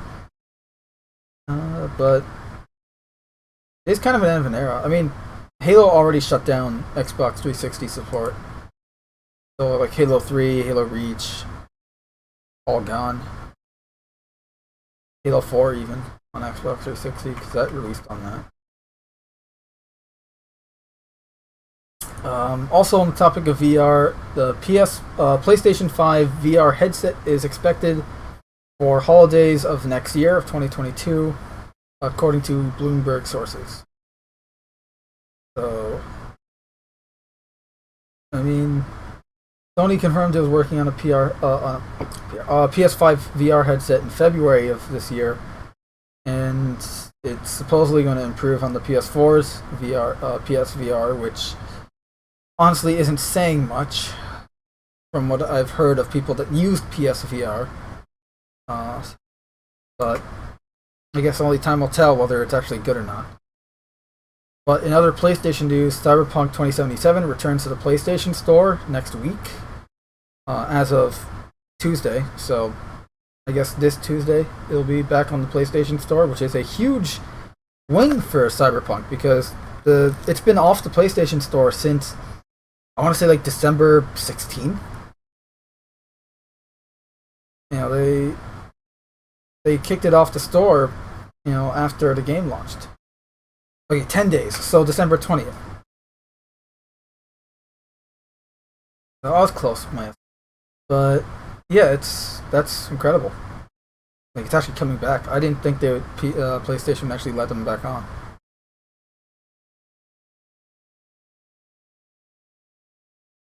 Also, just one last thing on E3. Apparently, 33% of E3 and Summer Game Fest titles are non-violent, thanks to indies. Because, I mean, honestly, to me, I prefer the violent games because, you know, obviously you can't do the violence in real life, but sometimes. But I mean, I guess people care about this. I don't know. But this does give you a good Some people do. It does give you a good reading on how many games were actually showed at E3. So, doing some quick math here, we can actually find out how many games were.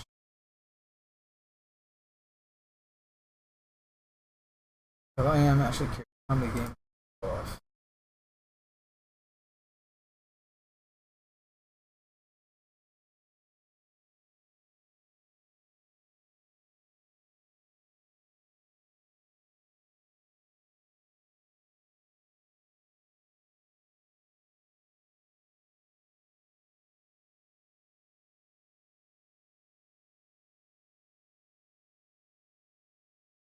I'm going to carry a one. And okay, so they showed off a total of 373 games this year. A majority of which were probably indie games.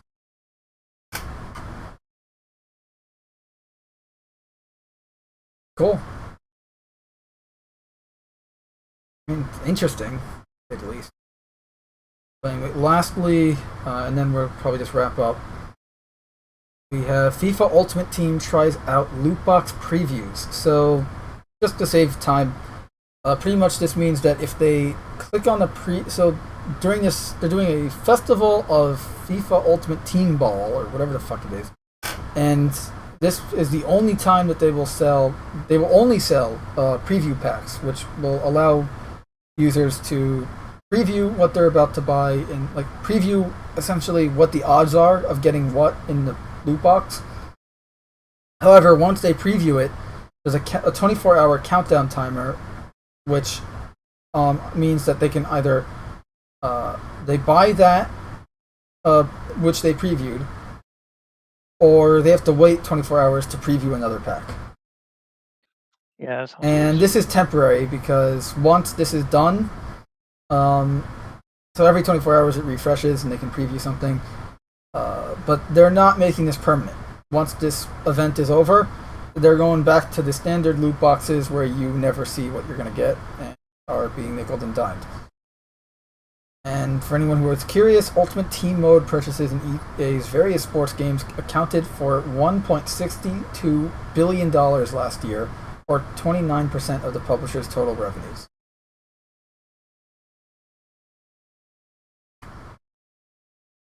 And of course, you know, we've covered this in the past, but there are multiple lawsuits, and Belgium and the Netherlands are actually currently working on making loot boxes illegal in various in their respective countries, because it is indeed a form of illegal gambling. Not to mention the fact that it leads to gambling disorders and gambling issues, and it's just a predatory practice that shouldn't be done. You're gonna make it, at least make it like. I mean, I swear, gambling games are less predatory than this. Like legitimate gambling games, like a blackjack game or poker or whatever. Anyway, I think that kind of wraps up this episode. Unless you got anything else, or are we? Nope.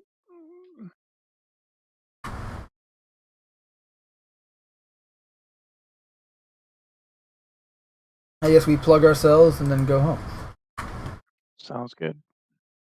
So for anyone watching, obviously, I have this on the screen so you can see if anyone is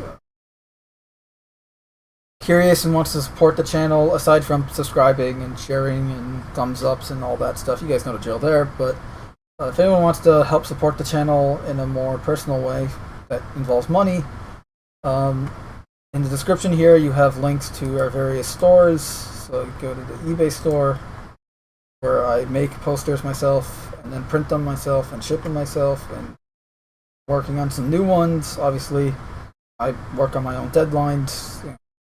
It's my own little personal project, side project, I guess. So it's kind of like I don't have to, make them within a 24-hour period. So if I say I'm working on something, it doesn't mean it's going to be ready within like a month or two. I mean, like by the end of the year, I'm finally done or something like that. But there are some posters there, and I am working on 3 new ones right now. We also have Etsy store. Actually, I haven't even done. I could probably just remove that link at some point. But the Teespring store, you can get T-shirts, masks if you're still in a place that forces you to wear masks, like I am here in New York City. But you can get T-shirts, sweatshirts, leggings, phone cases, which as of this week we have a new phone case, thanks to Cam, that I designed, that will probably get us kicked off YouTube for it. But the phone case, both Samsung and iPhone cases, it says the internet, use it for more than kitten pictures and porn. I'm kind of tempted to get one for myself.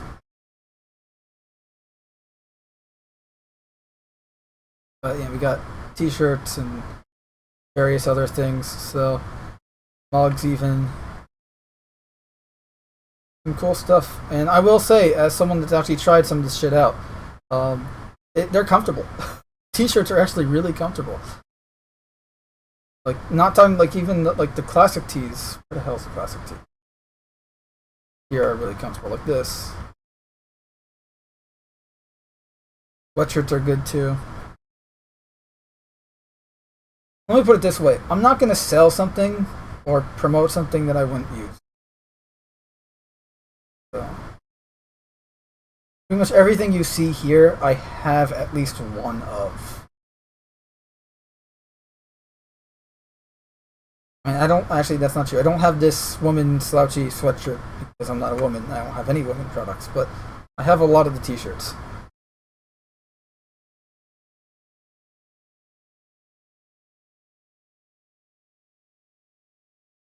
Yeah, links are, as always, in the description of the videos.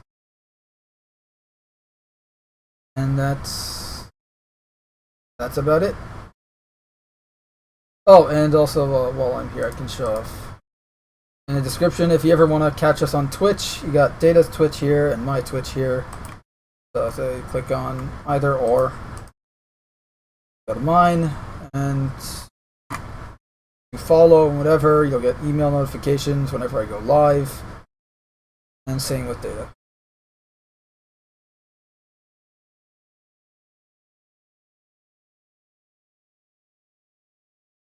Yeah. That's all she wrote. Alright. I guess same next episode, same bat time, same bat channel next weekend. So everyone, I hope you enjoyed this episode of Cast in the Shadows. I hope you found it informative, or at the very least entertaining. And thanks for watching, whether you're catching this live or watching the replay later. And until next time, this has been Mando, Data, and Callsign, and remember to treat others how you want to be treated. Bye.